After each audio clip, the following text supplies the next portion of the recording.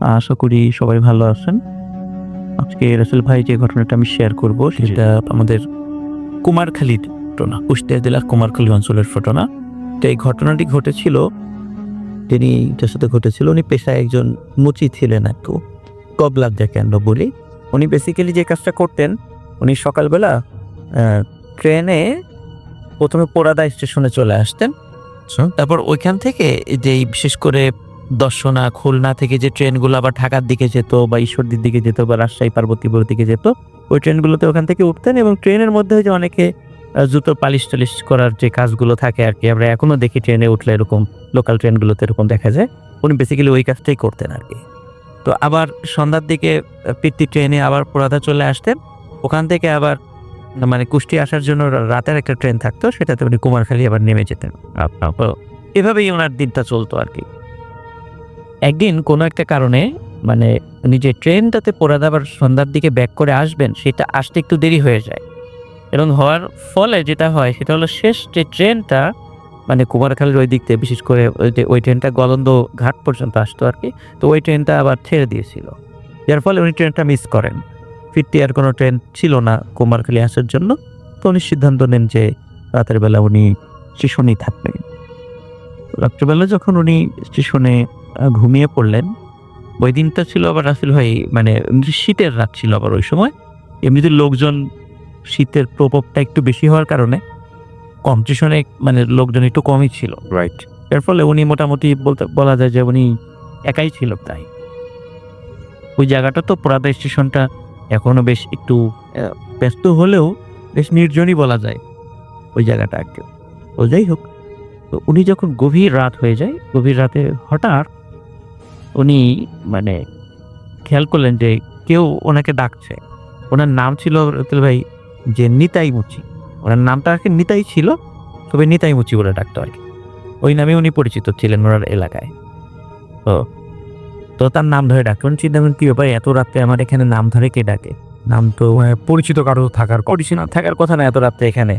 তো নাম ধরে ডাকার পর উনি দেখি একটু অবাক হন যে বেশ সবাই লিকলিকে লম্বা দেহি আরকি, হ্যাঁ? তা উনি কাউকে তাদেরকে চেনেন না। ২-৩ জন আসছে। আসার পরে বলতেছে যে, "আমাদের কয়েকটা ক্যান্ডেল বানায় দিতে হবে। চলো আমাদের সাথে চলো যাই।" বলে যে, "আমি তো তোমাদেরকে চিনি না।" বলে, "না আমরা তোমাকে চিনি। আমাদের সাথে চলো, আমাদের বাসায় পাশেই। সকাল হওয়ার আগে তুমি চলে আসবে। তোমাকে ভালো তোমার যে পারিশ্রমিক হয় সেটা দিয়ে দিব।" তো নিতাই চিন্তা করলেন যেহেতু রাত, তারপরে বাড়ি যেতে পারলাম না। আর শীতের কারণে ট্রেনে যাত্রীও একটু কম ছিল।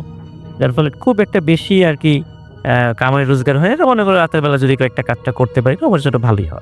তো উনি তাদের সাথে যাচ্ছেন। রাসেল ভাই রেল লাইন পার হয়ে মানে পাশ দিয়ে দেখা যাচ্ছে যে কেউ মাঠের বিরুদ্ধে চলে যাচ্ছে। এখন উনি যতটুকু মানে এমনি কুয়াশার কারণে দেখা যাচ্ছিল না ওই সময়। তারপর উনি যতটুকু জানেন আরকি যে ওই পাশে কোনো গ্রাম অঞ্চল বা কিছুই নাই। ওখানে একদম বিরান ভূমি বা শ্মশান-টশান ওদিকে এরকম আছে। এই মর্মে উনি জানেন। তখন জিজ্ঞেস করি, "কি ব্যাপার? আপনারা আমাকে কোথায় নিয়ে যাচ্ছেন?" বলে, "সামনেই আমাদের বাড়ি, চলো।" তো যাই হোক, বেশ অনেক দূর হাঁটার পর একটা জায়গায় এসে বলল যে, "এইখানে বসো।" একটা গাছের নিচে এসে বসালেন। বলল যে, "ঘরে নেয়া যাবে না, তোমাকে এখানেই কাজ করতে হবে।"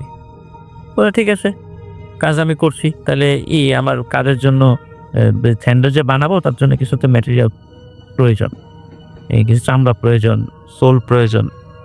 তো যাই হোক, ওরা যে কাজটা করে রাসেল ভাই যে কিছু চামড়া এনে দেয়। আচ্ছা। এখন চামড়া এনে দেওয়ার পরে রাসেল ভাই উনি তো সে যেহেতু মুচি ছিল মোটামুটি গরু, ছাগল সব ধরনের চামড়া সম্পর্কে তার একটা ভালো ধারণা। আইডিয়া ছিল একটা। ওই চামড়াটা হাতে পাওয়ার পরে মনে হচ্ছিল যে এটা গরু, ছাগল বা মহিষ কোনো কিছুরই চামড়া না। এটা ভিন্ন কোনো কিছুর চামড়া। এবং এই চামড়াটা বেশ পোড়া। মনে হচ্ছে পোড়ানো হয়েছে বা এই টাইপের চামড়া। তখন বলে যে, "এই চামড়া দিয়ে তো ক্যান্ডেল হয় না।" বলে, "যেভাবে হয় তুমি করো। এটা দিয়েই বানাতে হবে।" তখন এরকম বেশ অনেকগুলো চামড়া এনে দিয়েছে তাকে। একটা না বেশ অনেকগুলো চামড়া দিয়েছে, বলছে, "এটা দিয়ে বানাতে হবে।" তখন সে তার কাজ শুরু করে। আচ্ছা।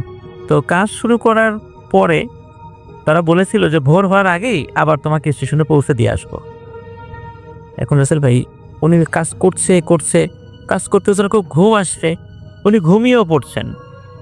ঘুম থেকে ওঠার পরে মনে হচ্ছে উনি অনেকক্ষণ ঘুমিয়েছেন। আবার কাজ শুরু করছেন। কেউ ওনাকে ডাকছেও না। তো দেখছে যে না সকাল হয় নাই, রাতই আছে। উনি কাজ করেই যাচ্ছেন করতে করতে আবার উনি ক্লান্ত হয়ে যাচ্ছেন, আবার উনি ঘুমিয়ে পড়ছেন।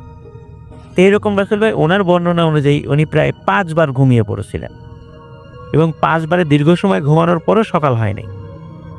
করে চিন্তা করেন হয়তো বা এমনিতেই হয় নাই, শীতের রাত তো রাতটা একটু দীর্ঘই হয়, এই কারণে হয়তো বা মানে ওরকম তার কাছে মনে হচ্ছে। রাসেল ভাই স্যান্ডেল বানানো শেষ। এখন স্যান্ডেল বানানোর সময় তো আরেকটা বিষয়, সেটা হলো সে ওখানে কিছু এমন ধরনের কিছু গন্ধ পাচ্ছিল, মনে হচ্ছে যে কোনো কাঁচা মাংস পোড়ালে যেই ধরনের গন্ধ হয়, ঠিক এই ধরনের উনি কিছু গন্ধ পাচ্ছিলেন। কিন্তু তারপরে সে ওই বিষয়টা আসলে ওইভাবে গায়ে লাগাই নাই আর কি, ওইভাবে উনি বুঝতেও পারেন নাই। ভোর হওয়ার আগেই ওই লোকগুলো আসে যারা তাকে নিয়ে আসছিল। তখন তারা স্যান্ডেলগুলো দেখে বলে যে না মোটামুটি স্যান্ডেল হয়েছে, তো ঠিক আছে চলো তোমাকে স্টেশনে দিয়ে আসি। তো নিতাই মতি আর কিছু প্রশ্ন করলো না যে কার জন্য কি স্যান্ডেল। আর স্যান্ডেলগুলো আসলে ভাই সবগুলো ছিল অনেক বড় বড় সাইজের এবং সবগুলো একই মাপের স্যান্ডেল। তো এগুলো নিয়েও সে ওইভাবে কোনো প্রশ্ন করে নাই। সে একটু ঘাবড়ে গিয়েছিল বিভিন্ন কারণে, এখানে একটা নির্জন জায়গায় বসে সে এই কাজগুলো করতে, তাই বিভিন্ন কারণে সে ভয় পেয়ে কোনো প্রশ্ন করেনি। বলছে যখন ওই পুরাদেশ রাবারটাকে নিয়ে আসা হয় তখন ওই 3 জন লোক ওকে একটা স্বর্ণের একটা টুকরো দিয়েছিল। বলছে যে পরিশ্রম করছো এই জন্য তোমাকে এই জিনিসটা দিলাম, ও তুমি এই যে আজকে রাত্রে এখানে আসছিল এটা বানাইলা বা এই স্বর্ণের জিনিসটা দিলাম, তুমি কাউকে বলো না এই কথা। যাই হোক সে বলতে ঠিক আছে বলবো না, বরং বললে তো সমস্যা, স্বর্ণের এই জিনিসটা যে আমার কাছে আছে লোকে জানলে চুরি করার চেষ্টা করো, আমি বিপদে পড়বো, বললে তার ঝামেলা হয়, সেটাই। তো ওই চিন্তা করে ঠিক আছে আমি কাউকে বলবো না। উনি আসলে সকালে যেই ট্রেনটা আসছিল কুমারখালী যাওয়ার জন্য উনি উঠে পরে মনে করলেন যে ভালো, এটা একটা ইনকাম হয়েছে, আজকে আর অন্য কাজ করবো না, যাই বাড়িতে যে একটু ঘুমাই। সকাল হওয়ার পর রাসেল ভাই উনি বেশ কিছু বিষয় খেয়াল করে, সেটা হলো ঠিক ভোরে মানে রাতে যখন উনি ঘুমাতে গিয়েছিলেন এই পুরাদেশ স্টেশনে, তখন ওই সময়ের আশেপাশের যেই এনভায়রনমেন্টটা ছিল, যে ছোটখাটো কিছু স্থাপনা ছিল, তো উনি দেখছে যে সকালবেলা ওই ধরনের কোনো স্থাপনা উনি দেখছেন না। আচ্ছা। তো উনি বলে, কি ব্যাপার, রাতারাতি কি হয়ে গেল, এই জিনিসগুলো চেঞ্জ হয়ে গেল, এখানে নতুন নতুন আরো কিছু বিষয় দেখতে। তো ওনার কাছে বিষয়টা একটু খটকা লাগলো।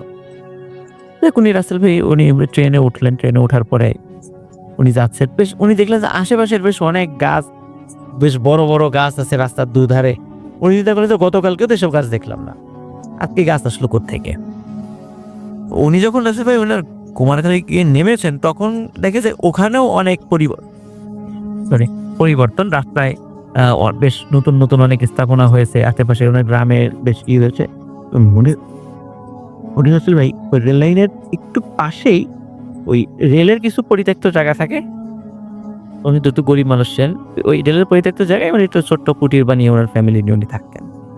তো গিয়ে দেখে ওনার ঘরের অবস্থাও খুব খারাপ, মনে হচ্ছে যে অনেক দিন হয়ে গেছে ঘর কোনো মেরামত করা হয় না। তুমি যখন বাড়িতে গিয়েছে, যেহেতু সকাল সকাল ছিল, লোকজন একটু রাস্তাঘাটে কমছে, বাইরে যাওয়ার পরে মানে দেখে যে ওনার স্ত্রীর মানে চেহারায় একটা বয়সের ছাপ চলে আসছে কিছুটা, এবং ওনার যে সন্ততি ছিল তারাও বেশ বড় হয়ে গেছে। উনি আরো অবাক হন, এটা কিভাবে সম্ভব, ওনার সেটা কি হচ্ছে সব, যেটা উনি কি দেখছেন, উনি কি ঠিক দেখছেন না অন্য কথা উনি চলে আসছেন, স্বপ্নের মতো লাগছে সবকিছু। তখন ওনার স্ত্রীটাকে দেখেই খুব আবেগ আপ্লুত হয়ে পড়েন, বলতে এতদিন তুমি কোথায় ছিলা? বলে এতদিন কোথায়, আমি তো কালকেই গেলাম। বলে না, প্রায় 5 বছর তুমি ছিলা না। এটা শুনে উনি খুবই অবাক হন যে 5টা বছর, অদ্ভুত ব্যাপার কি। খুবই অদ্ভুত ব্যাপার এটা। এবং উনি যখন বাইরে বের হয়েছেন সবার কাছে, মানে উনি যখন আসেন তার দিকে খবর হয়ে গেছে যে নিতাই মতি ফিরে আসছে 5 বছর পর। তো অনেকেই আসছে যে কি ব্যাপার, 5 বছর কোথায় ছিল? বলে যে কোথায় ছিলাম, আমি তো কালকেই গেলাম এখান থেকে। এবং 5 বছরের পরে যে চেঞ্জগুলো আসার দরকার মানুষের চেহারায়, সেই চেঞ্জটা কিন্তু নিতাই মতির চেহারায় আসে নাই। কিন্তু ওনার আশেপাশে যারা ছিল তাদের সবার ওরকম একটা পরিবর্তন আসছে। তো এটা উনি দেখে চিন্তা করে আসলেই তো যে 5টা বছর আমি কোথায় ছিলাম, তখন উনি এটা চিন্তা করে। তাই হোক, তারপরও উনি চিন্তা করে যে হয়তো বা ওই রাত্রে উনি এমন জায়গায় চলে গিয়েছিলেন, এই সময়ের মধ্যে 5টা বছর চলে গেছে, হতে পারে। তো উনি যেহেতু বিষয়টা বলা নিষেধ ছিল, উনি কাউকে বলেন নাই। কিন্তু রাসেল ভাই ওনার অভাবের তাড়নায় একটা সময় উনি ওই স্বর্ণের বারটা একটা দোকানে বিক্রি করতে গিয়েছিলেন। তো বিক্রি করতে যাওয়ার পরে সবাই সন্দেহ করে যে এটা এই গরিব মানুষ এটা কোথায় পেল, নিশ্চয়ই হয়তো বা কোথা থেকে সে চুরি করে এনেছে। যেহেতু 5 বছর ছিল না, হয়তো বা কোথাও গিয়ে চুরি ডাকাতি করেছে হয়তো বা, এটা তারা সন্দেহ করে। তো ওটা কেনার মানে কিনবে বলে একটা স্বর্ণকারের দোকানদার বলে কিছুক্ষণ বসিয়ে রেখে বেশ কয়েকজন লোককে খবর দেয়।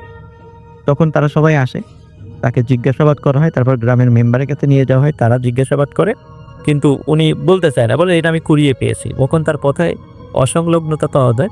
তখন একটা পর্যায়ে যখন তাকে খুবই প্রেশার ক্রিয়েট করা হয়, তখন উনি এই সত্য ঘটনাটা বলে দেন যে আমার সাথে এই ঘটনা ঘটেছে, আচ্ছা। তো আমি এটাই হয়ে পেয়েছি। তখন সবাই কেউ কেউ বিশ্বাস করে, কেউ কেউ বলে না এটা একটা চাপাবাজি, এরকম বলে। কারণ এটা কিভাবে সম্ভব, এক রাত্রে 5 বছর হয়ে গেল, খুব একটা অদ্ভুত ব্যাপার ছিল সেটা। যাই হোক রাসেল ভাই এই যে ঘটনাটা বলে দিলেন, এরপর থেকে ওনার ফ্যামিলিতে কয়েকটা অদ্ভুত ঘটনা ঘটে। সেটা হচ্ছে যে এরপর থেকে ওনার যে ছেলেটা ছিল, তো ছেলে মানে প্রতি রাত্রে হঠাৎ সে তার বাবা মাকে বলতো যে কে যেন বাইরের থেকে, ওই ছেলের নাম ছিল রাসেল ভাই, আমার নামটা ঠিক মনে নাই আর কি, আমার নামটা বলেছিল আর কি, আমার নামটা মনে নেই। তো ওর নাম ধরে ডাকতো। তখন ওর বাবাকে বলতো, বাবা দেখো আমার নাম ধরে কে যেন ডাকতেছে। তো বাড়ির লোকজন কিন্তু কেউ ডাকটা শুনতো না। তখন বাইরে বের হয়ে কাউকে দেখা যেত না। এরকম ছিল প্রতিদিন এইভাবে নাকি ডাকতো। তো একদিন রাসেল ভাই সকালবেলা মানে দেখে যে ছেলের ঘরে, মানে যদি একটা গরিব মানুষ তো একই ঘরে থাকতো, পাশের ছোট্ট একটা তার ছেলে মেয়ে থাকতো। তো দেখে যে ওই ছেলেকে খুঁজে পাওয়া যাচ্ছে না। তখন চিন্তা করে হয়তো বা বের হয়েছে, সকালে কোনো কাজে বের হয়েছে। তো কিন্তু রাসেল ভাই কিছুক্ষণের মধ্যে খবর আসে রেলে একটি ছেলের মানে কাটা লাশ পড়ে আছে। আচ্ছা। তখন নিতাই মুচি গিয়ে দেখে ওটা তার ছেলের লাশ। এখন রাতের বেলা সে বের হয়ে গিয়েছিল, কিন্তু মানে অদ্ভুত ব্যাপার হলো যে দরজা কিন্তু ভিতর থেকে বন্ধ ছিল। তাহলে কিভাবে বাইরে গেল, এটাই ছিল রাসেল ভাই কথা। তো যাই হোক রাসেল ভাই তার ছেলেটা মারা গেল। এরপরে তার যে মেয়ে ছিল, একটা ছোট যে মেয়ে ছিল আর কি, মানে ওনার ছেলের যে ছোট মেয়ে, তো সেই মেয়ের মধ্যে হঠাৎ করে কিছু পাগলামি ভাব শুরু হয়ে গেল। যে সে শুধু বলে যে আমি পানিতে নামবো, খালি এই কথা বল, আমি পানিতে নামবো। এবং তাকে সে মানে সুযোগ পেলে সে শুধু পুকুরে গিয়ে সাঁতার কাটতে চায়। এরকম হঠাৎ এই ধরনের একটা অদ্ভুত পাগলামি ওই মেয়ের মধ্যে পেয়ে বসে।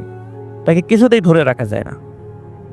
রাসেল ভাই এই ঘটনার যখন ওই ছেলের মৃত্যুর মাত্র 5-7 দিনের মাথায় যখন মেয়ের ওই পাগলামির মানে এই জিনিসটা ধরা পড়লো, এই পাগলামি ধরার মোটামুটি 4-5 দিনের মাথায় হঠাৎ একদিন ওই মেয়েকেও খুঁজে পাওয়া যাচ্ছিল না। তারপরে পুকুরে ওই মেয়েটার লাশ উদ্ধার হয়। এখন কিভাবে কি দেখেছিল, কেন ওরকম পাগল হয়ে গিয়েছিল, এটা আসলে ওইভাবে কেউ ধরতে পারে না। অনেকে বলছে এটা জিনের কারসাজি, জিন হয়তো বা ধরে মেরে ফেলেছে, এরকম হতে পারে। তো রাসেল ভাই তখন ওনার 2 সন্তানকে সে যখন হারিয়ে ফেলে, তখন সে চিন্তা করে যে এখানে আর থাকবো না। ঘটনাটা রাসেল ভাই প্রায় 1989 সালের দিকের ঘটনা।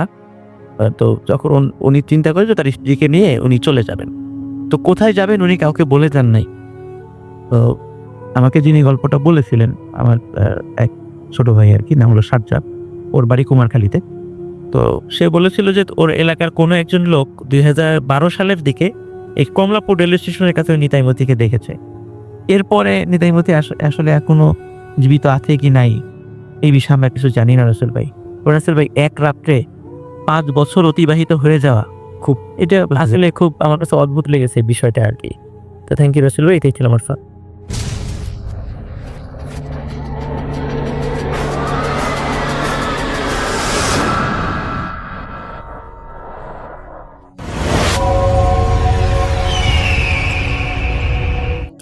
ধন্যবাদ রাসেল ভাই আমাকে ঘটনা বলার সুযোগ দেওয়ার জন্য। আমার নাম রিপন, আমি এসেছি লালমিয়ার থেকে।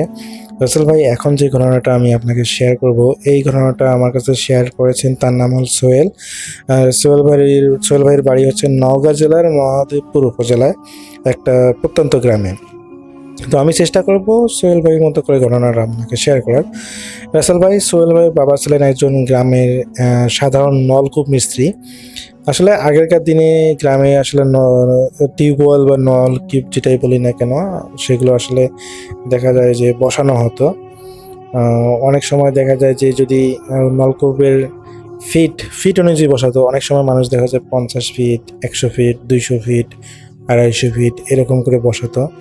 তো আসলে নর্মালি দেখা যায় যে গ্রামের মাটির যদি ভালো হয় দেখা যায় যে অনেক সময় 50 ফিট 40 ফিট বসাইলেই পানি পাওয়া যেত, পানি পাওয়া যায়, সুন্দর পানি পাওয়া যায়। কিন্তু অনেকে আবার দেখা যায় যে পানি পাওয়া যায়, অনেক জায়গায় আবার আয়রনযুক্ত পানি পাওয়া যায়। তো এই আয়রনযুক্ত পানি পাওয়া গেলে তখন অনেক সময় হয় কি, অনেক বাড়িতে আসলে ওই আপনার যখন 150 ফিট 200 ফিট পর্যন্ত টিউবওয়েল বসানো হয়, এত দূর পর্যন্ত গভীরে, তখন ওই আপনার আয়রনটা কেটে গিয়ে একদম ভালো পানিটা পাওয়া যায়, যেটা আয়রন মুক্ত। তো রাসেল ভাই এরকমই হলো কাজ করেন সোহেল ভাইয়ের বাবা। তো অনেক সময় রাত হয়ে যেত এই ধরনের, বিশেষ করে যে ওই আয়রন মুক্ত টিউবওয়েল বসাতে বসাতে আসলে তার রাত হয়ে যেত। তো এই রাত হয়ে যাওয়ার কারণে তিনি গ্রামে তার সাথে একটা ঘটনা ঘটে, সেটাই আমি এখন শেয়ার করব। তো সোহেল ভাইয়ের বাবা একদিন রাতে কাজ শেষ করে বাসায় ফিরতেছিলেন, সাথে ওনার 2 সহকারী ছিল, কিন্তু তারা মাঝ পথে তাদের নিজে নিজে নিজে বাড়ি চলে যায় এবং বাবার কাঁধে ছিল একটা ভারী লোহার রেঞ্জ আর হাতে একটা হারিকেন। তো ঘটনাটা ছিল যেহেতু আজ থেকে প্রায় 15 থেকে 18 বছর আগে, এক্স্যাক্টলি হলো সোহেল ভাই বলতে পারেন না নির্দিষ্ট কোন সালে। তো ওনার হাতে ছিল সে সময় হারিকেন। তো গ্রামের রাস্তা, গ্রাম থেকে গ্রামে যাতায়াতের একমাত্র পথ ছিল হচ্ছে ওই একটা বিলের ধারে একটা মেঠো পথ ছিল, সেই মেঠো পথ দিয়ে মানুষ যাতায়াত করতো। তো রাত তখন 11:30, চারিদিকে ঝিঝি পোকার ডাক আর বিলের দিকে থেকে আসা শস্য বাতাসের শব্দ। তো হঠাৎ বাবা খেয়াল করলেন, যে সোহেল ভাইয়ের বাবা খেয়াল করলেন ওনার পিছনে কেউ একজন ভারী পায়ে হাঁটতেছে। তো জ্যৈষ্ঠ মাসের শুষ্ক ধুলোওয়ালাই রাস্তায় কেউ হাঁটলে যে শব্দ হয় ঠিক তেমন। তো সোহেল ভাইয়ের বাবা ভাবলেন যে হয়তো কোনো গ্রামবাসী। তিনি হারিকেনটা একটু উঁচিয়ে পিছনে দেখার চেষ্টা করলেন। তো তিনি দেখলেন যে ওখানে থেকে মাত্র কয়েক হাত দূরে একজন লোক কুঁজো হয়ে দাঁড়িয়ে আছে। লোকটার মাথায় একটা বড় ঝুড়ি, যা সাধারণত মাটি কাটার শ্রমিকরা ব্যবহার করে। লোকটা গামছা দিয়ে মুখটা আধা আসলা করে ঢেকে রেখেছে। সোহেল ভাইয়ের বাবা জিজ্ঞেস করলেন, কিরে ভাই এত রাতে কোথা থেকে আসলেন? তো লোকটা কোনো জবাব দিলেন না, শুধু হাতের আঙ্গুল দিয়ে সামনে সেই অন্ধকারের বাহ্যরের দিকে ইশারা করলেন। সোহেল ভাইয়ের বাবা খেয়াল করলেন লোকটার আঙুলগুলো অস্বাভাবিক লম্বা এবং ফ্যাকাশে। সোহেল ভাইয়ের বাবা লোকটার ফ্যাকাশে এবং অস্বাভাবিক লম্বা আঙ্গুল দেখে কিছুটা ঘাবড়ে গেলেন। তিনি মিস্ত্রি মানুষ, হাত পা দেখলেই বুঝতে পারেন কে কতটা শক্তিশালী আর কতটা দুর্বল। কিন্তু ওই লোকটার অবয়ব দেখে বা ওই লোকটাকে দেখে ওনার মনে হচ্ছে এটা কোনো মানুষ নয়। তো সোহেল ভাইয়ের বাবা কথা না বাড়িয়ে তিনি নিজের বাড়ির দিকে হাঁটতে শুরু করেন। তো ওনার বাবা 5 মিনিট খানেক হাঁটার পর তিনি পিছনে শুনতে পেলেন যে পিছনে সেই কুজো লোকটা খসখসে গলায় বলতেছে, ও মিস্ত্রি ভাই, আমার পানির একটা কল ঠিক করে দিবেন। আমার বাড়ির মানুষ আসলে ওই কলটা নষ্ট হওয়ার কারণে পানি খেতে পাচ্ছে না, এইভাবে তিনি আর কি বললেন। তো এখানে সোহেল ভাইয়ের বাবা বলেন যে ভাই এখন তো অনেক রাত হয়েছে, আমি এখন যেতে পারবো না, কাল সকালে আসবো। কিন্তু সেই কুজোওয়ালা লোকটা যেন নাছোড়বান্দা, সে ওনার ঠিক কানের কাছে এসে যেন ফিসফিস করে বলতেছে, সকাল হবে না গো মিস্ত্রি ভাই, আমাদের বাড়িতে সকাল হয় না। তো সোহেল ভাই বাবা এটা শুনে তো তার কাছে মনে হচ্ছে তার গায়ের পশম যেন দাঁড়িয়ে গেল।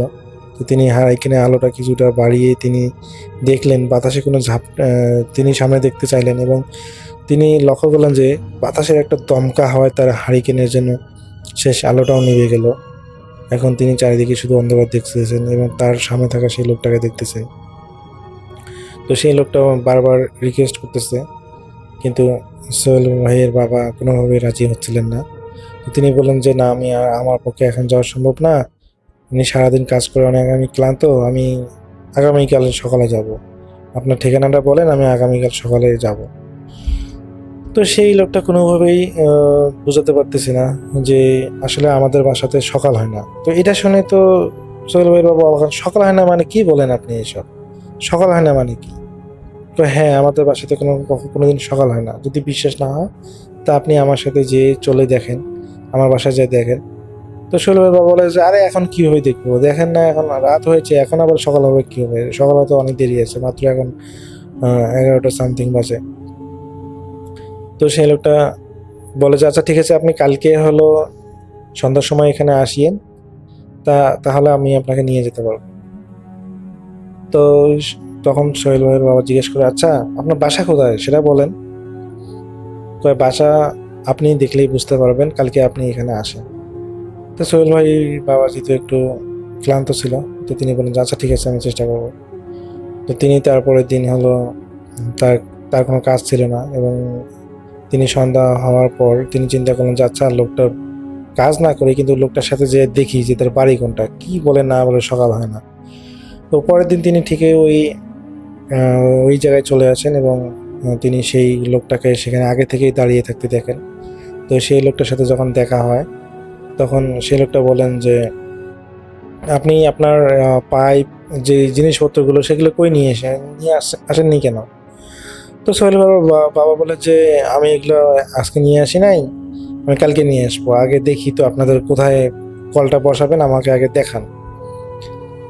তো রাসেল ভাই ওই লোকটা হলো বলে যে আচ্ছা ঠিক আছে আপনি আসেন। তো ওই লোকটা সামনে সামনে ছিল আর সোহেল ভাইয়ের বাবা হলো পিছনে পিছনে ছিল।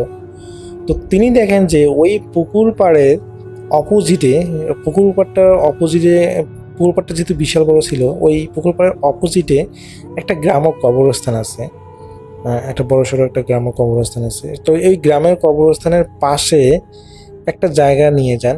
তো সেখানে নিয়ে যাওয়ার পর সেই লোকটা বলেন আমাকে এখানে একটা কল দরকার। তো এটা দেখে তো রাসেল ভাই সোহেল ভাইয়ের বাবা খুবই অবাক হয়ে যান যে এই লোক পাগল নাকি, কি বলে এসব, এই কবরস্থানের সাইডে ওনার কল দরকার, এখানে কোনো বাড়ি নাই কিছু নাই, এখানে কল বসাবে।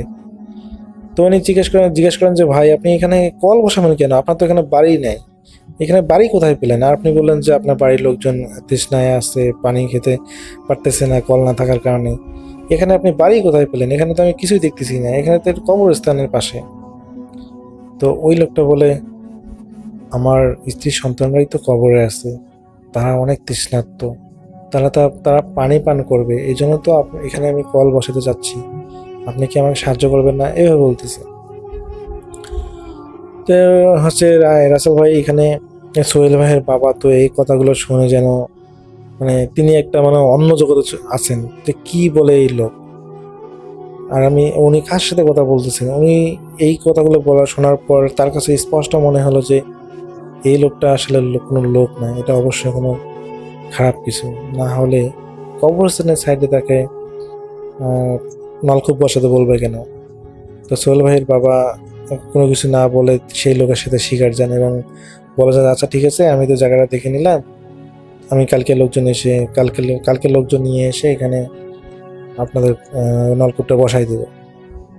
তো রাসেল ভাই তিনি হলো এই কথা বলে বাসায় চলে যান, এবং বাসায় চলে যাওয়ার পর তিনি ভাবেন যে একটা বিপদ থেকে তিনি বেঁচে গেছেন, আজকে কোন না কোন বিপদে পড়ছিলেন, মানে তিনি আল্লাহর কাছে শুকরিয়া করেন যে আজকে বড় একটা বিপদ থেকে বেঁচে গেছেন।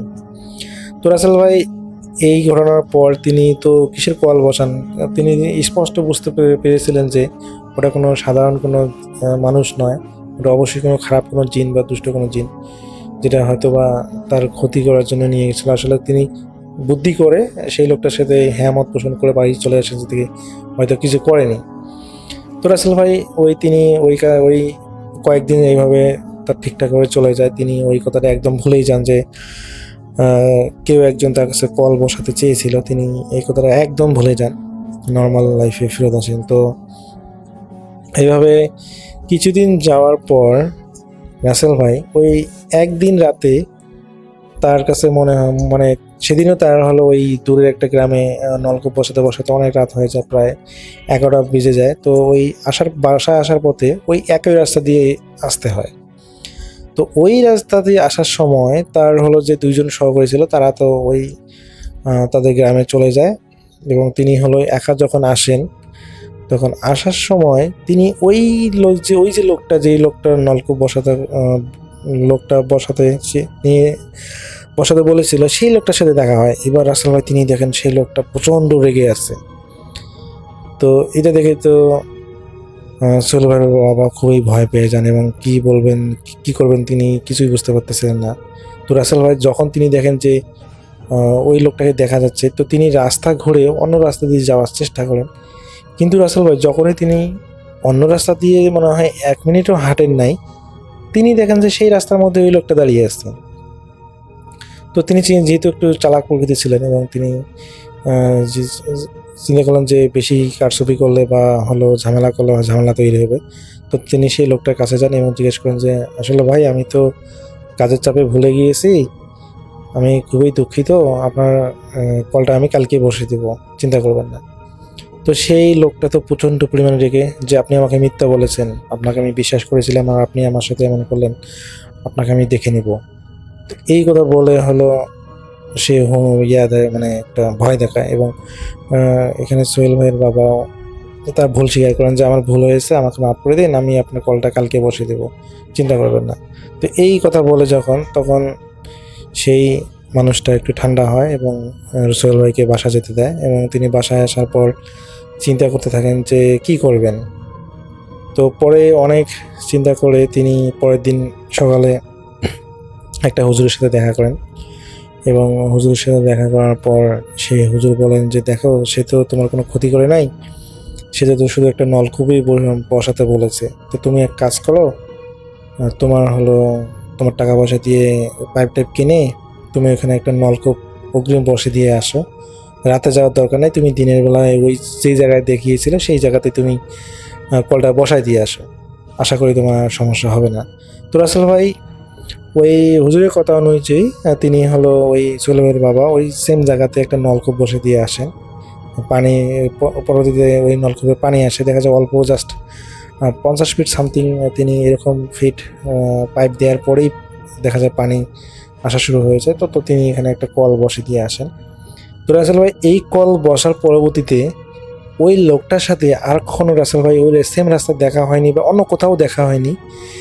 তো তিনি আসলে ওই লোকটার সাথে দেখা না হওয়ার পরবর্তীতে অনেক দিন চলে যায়, প্রায় 2 মাস 3 মাস। পরবর্তীতে হুজুরের সাথে একদিন দেখা হয় এবং যে হুজুর জিজ্ঞেস করে যে কি অবস্থা বাবা, আপনার সমস্যা ঠিক হয়েছে? পরে কিছু বাবা জানায় হ্যাঁ হুজুর, আপনার কথা অনুযায়ী আমি ওখানে একটা নলকূপ বসিয়ে দিয়েছিলাম, এর পরবর্তী থেকে আসলে ওই লোকটার সাথে দেখা হয়নি আর এখানে সমস্যাটা সমাধান হয়েছে। তো রাসেল ভাই এটাই ছিল ঘটনা। আমি আসলে অনেক দুঃখিত যে এটা আসলে ঘটনাটা ভয়ের ছিল কিনা, হ্যাঁ আমি আসলে দুঃখিত। তো সোহেল ভাই আমাকে ঘটনাটা শেয়ার করেছেন, আমার কাছে এই ঘটনাটা খুবই ইন্টারেস্টিং লেগেছে, যার কারণে আপনার কাছে শেয়ার করা। তো আসলে আমাদের উচিত কিছু কিছু জায়গায় আসলে ঘাড়রমি না করে ছাড় দেয়া। তো রাসেল ভাই এটাই ছিল আমার ঘটনা।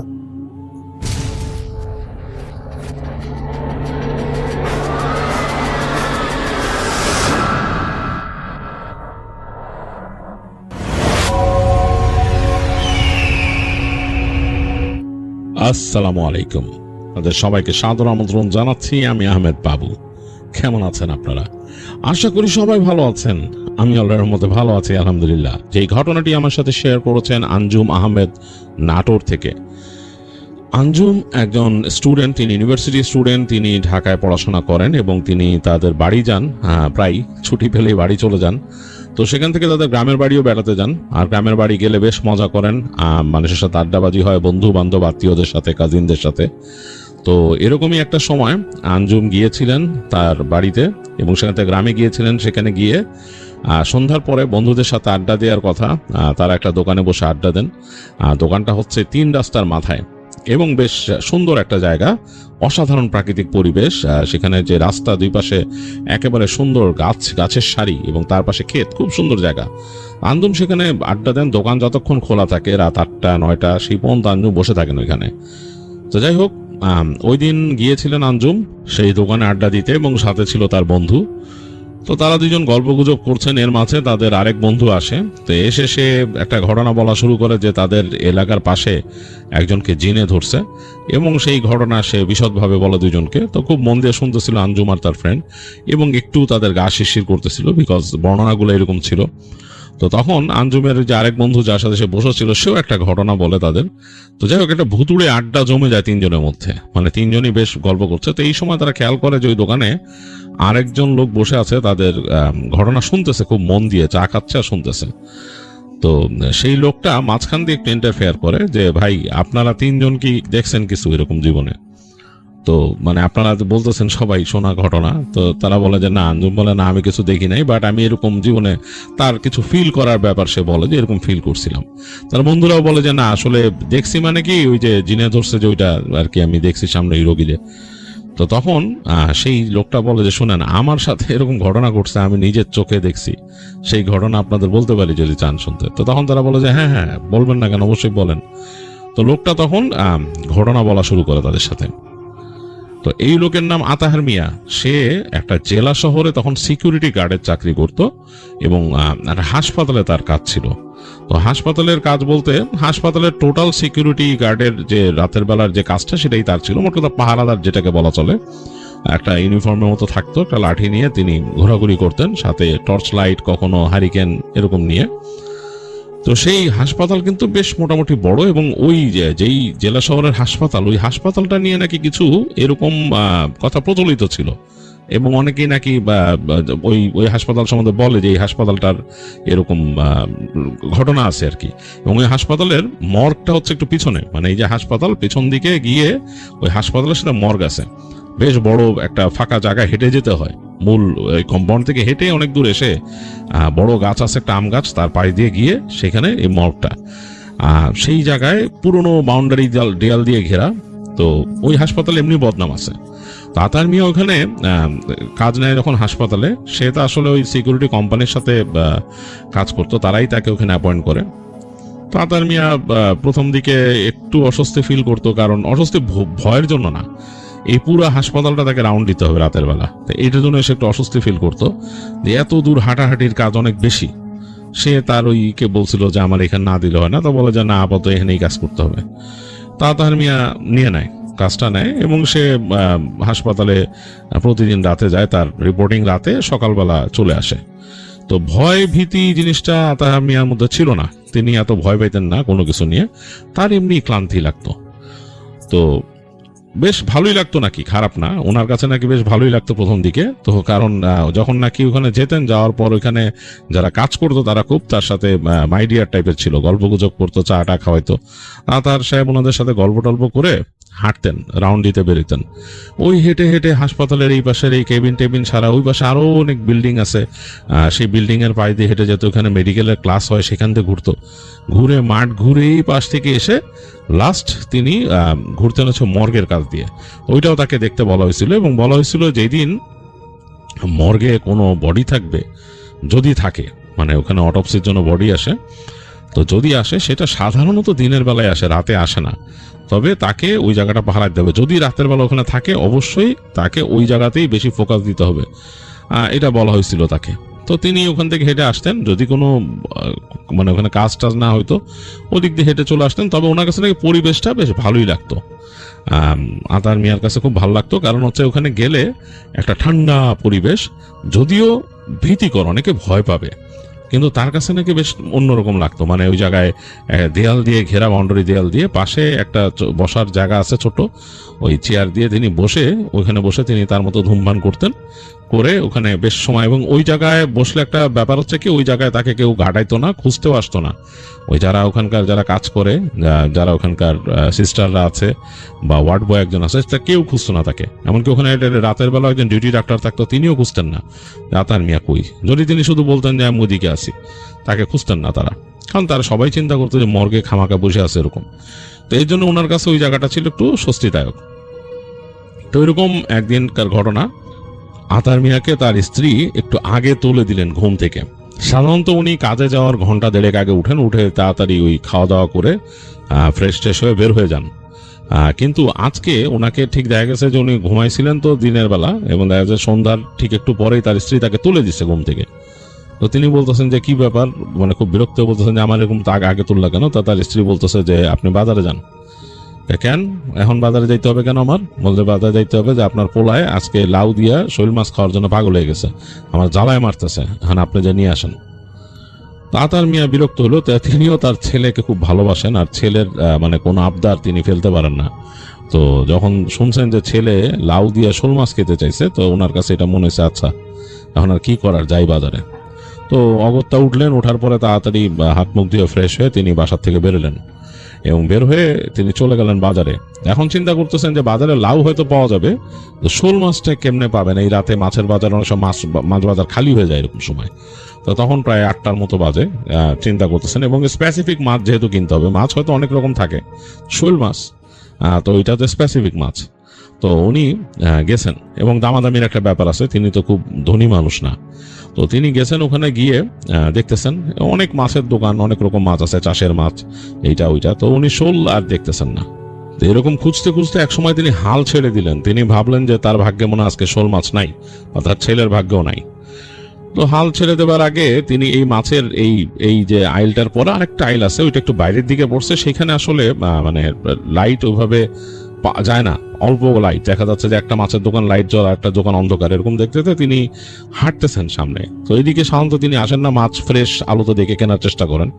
তো গিয়ে দেখলেন এক দোকানে এরকম বড় একটা শোল মাছ রাখা, বেশ বড় সাইজের একটা শোল মাছ। তো তার মনের মধ্যে মানে একটা ধিক করে উঠলো, মানে পাইছি, মানে উনি সারাক্ষণ খুঁজছে, পায় নাই।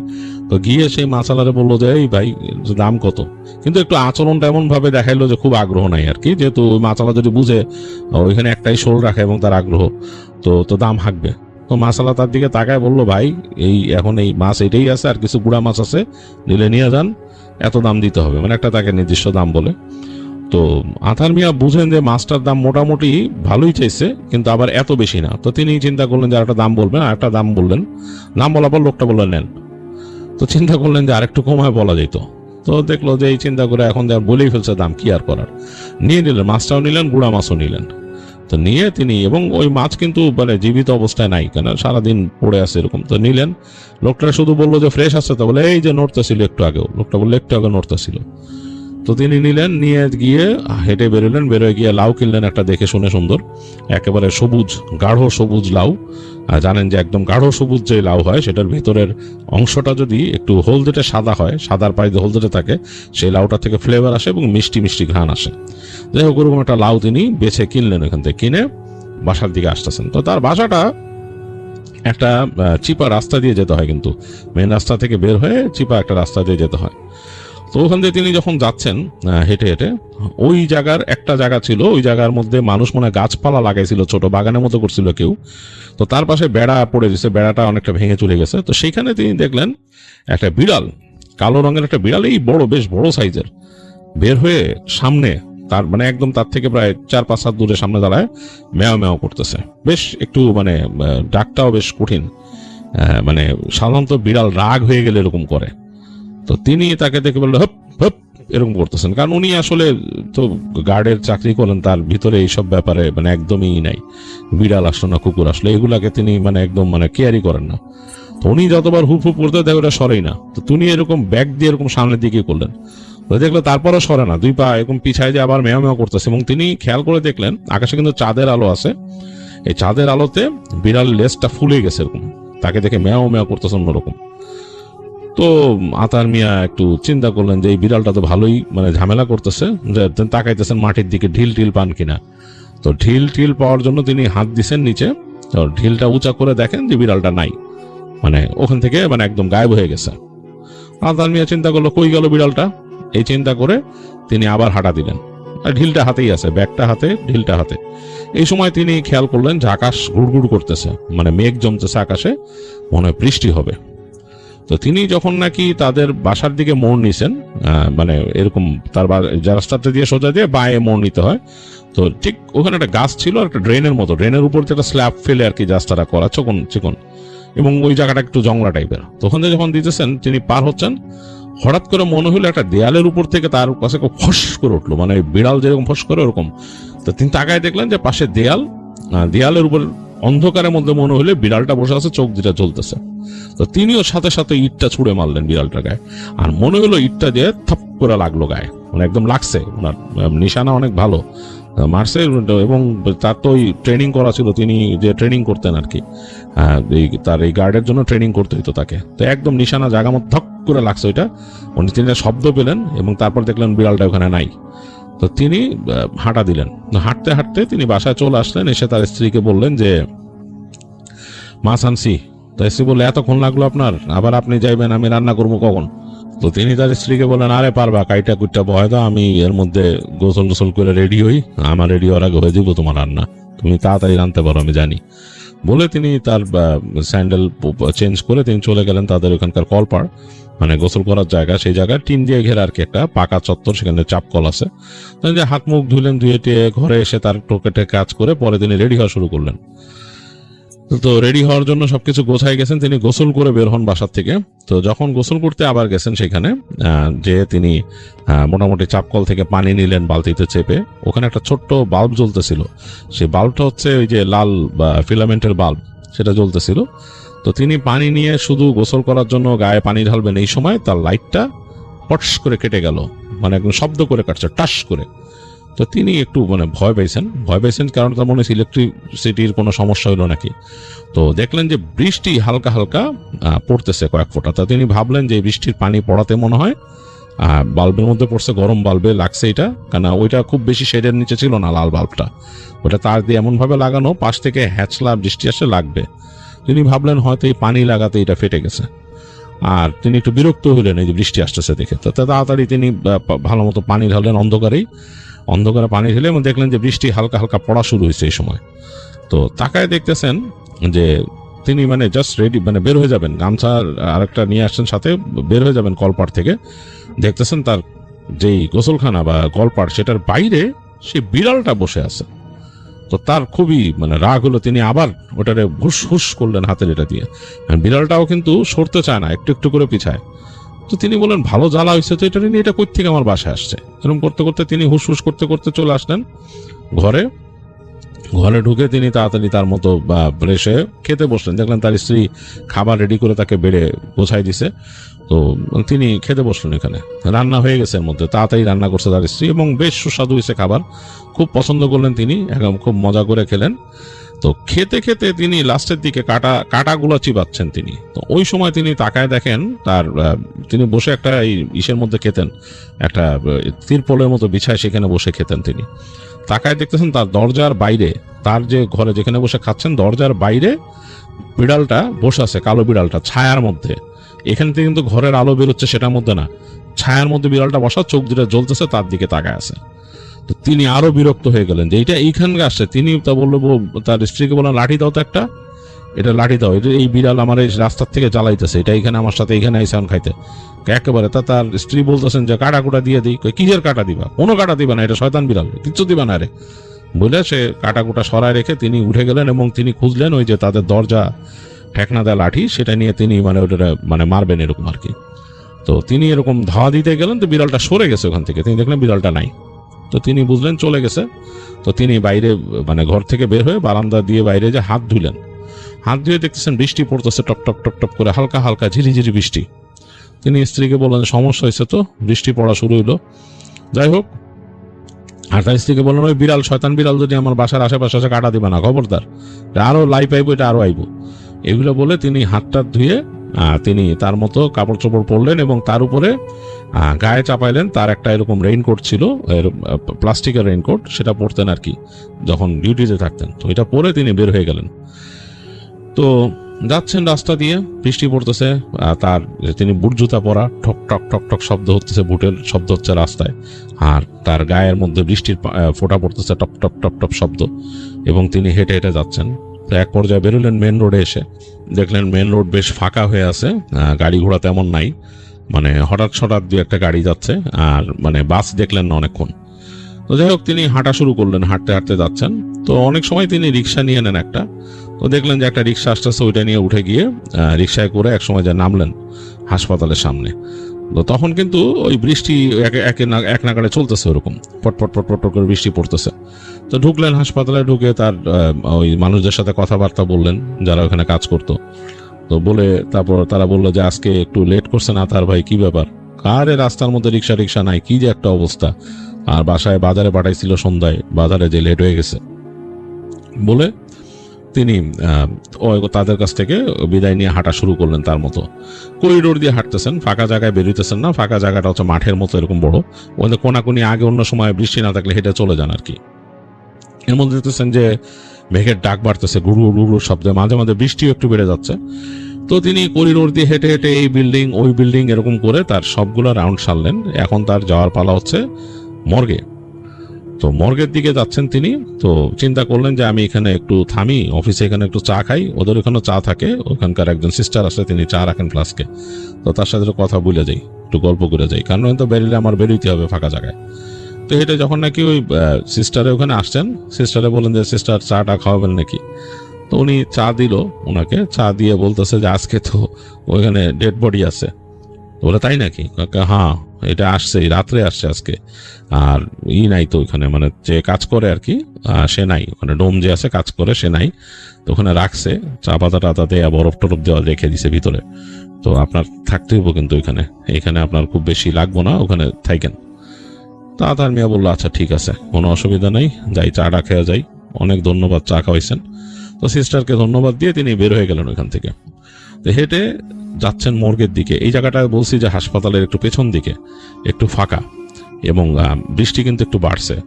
তো তার এই যে রেনকোটের মধ্যে পটপট পটপট করে বেশি বেশি শব্দ হচ্ছে, এবং মানে কাঁচা মাটির উপর দিয়ে হেঁটে যাচ্ছেন তিনি। জায়গাটা কিন্তু একটু কাদা কাদা হয়ে গেছে। তো হাঁটতে হাঁটতে তিনি মর্গের ভেতরের জায়গাটায় ঢুকলেন, যেখানে বড় গাছ আছে একটা। এবং কেন জানি ওই দিন তার কাছে কেমন জানি লাগলো, মনে হলো যে জায়গাটা খুব শুনশান। আর উনি টর্চ লাইট আনেন নাই, নিয়ে আসছেন তার সাথে হারিকেন। ওখান থেকে ভেতর থেকে হারিকেন নিয়ে আসছেন। তা হারিকেনের আলোতে যতটুকু দেখা যাচ্ছে এখানে, টর্চ লাইটের কারণ হচ্ছে টর্চ লাইট মেরে একদিকেই দেখা যায়, এবং টর্চ লাইট তো সারাক্ষণ জ্বালায় রাখা হয় না, শুধু কোথাও মেরে হাঁটা হয়। কিন্তু তার তো এখানে একটু থাকতে হবে, এই কারণে তিনি নিয়ে আসছেন হারিকেন, যে জ্বালায় রাখলে আলো হবে। তো হেঁটে হেঁটে চলে আসছেন। এই বাইরে কিন্তু কোনো লাইট নাই, তাদের ওই ভিতরে, ওই মর্গের ভিতরে আলো আছে, লাইট আছে, এইখানে কোনো লাইট নাই। কোনো কারণে তাকে মর্গের লোকটা বলছিল, যে ডোম ছিল, সে বলছিল যে মর্গের বাইরে লাইটটা থাকে না, কাইটা যায় সবসময়। তো তিনি এটাকে খুব রাতার মেয়েটারে প্রাধান্যই দেন নাই। তিনি মনে করছেন যে এটা একটা বুজরুকি কথা বলছে, এই কথার কোনো মূল্য নাই, এটা আজ এটা কেন লাইট কেটে যাবে মর্গের বাইরে, কোনো কথা নাকি। বাট ওই ডোম কিন্তু তাকে বলছে যে মর্গের বাইরে লাইটটা থাকে না, কাইটা যায়। তো তিনি ওই হারিকেন নিয়ে গেলেন, গাছ ক্রস করে দেখলেন যে বৃষ্টি ওখানে গাছের নিচে একটু কম, পাতাগুলো আরেকটু ভিজলে হয়তো নিচে পানি পড়া শুরু করবে। তো হাঁটতে হাঁটতে তিনি দেখলেন যে গেটের পাশে বসার জায়গাটা, ওইটার উপর কিন্তু শেড আছে, টিনের শেড আছে। তো ওইটার নিচে যে তিনি বসলেন, হারিকেনটা রাখলেন পাশে। তার বুক পকেটে তার ধূমপান করা জিনিস ছিল, তো বের করে তিনি ধূমপান করা শুরু করলেন। তো ওই ধূমপান করতেছেন আর বসে আছেন, চিন্তা করতেছেন বিভিন্ন জিনিস, জীবনের অনেক প্ল্যানিং ইত্যাদি ইত্যাদি, এরকম চিন্তা ভাবনা, নানা রকম চিন্তা, একলা বসে থাকলে যেরকম হয় সেরকম।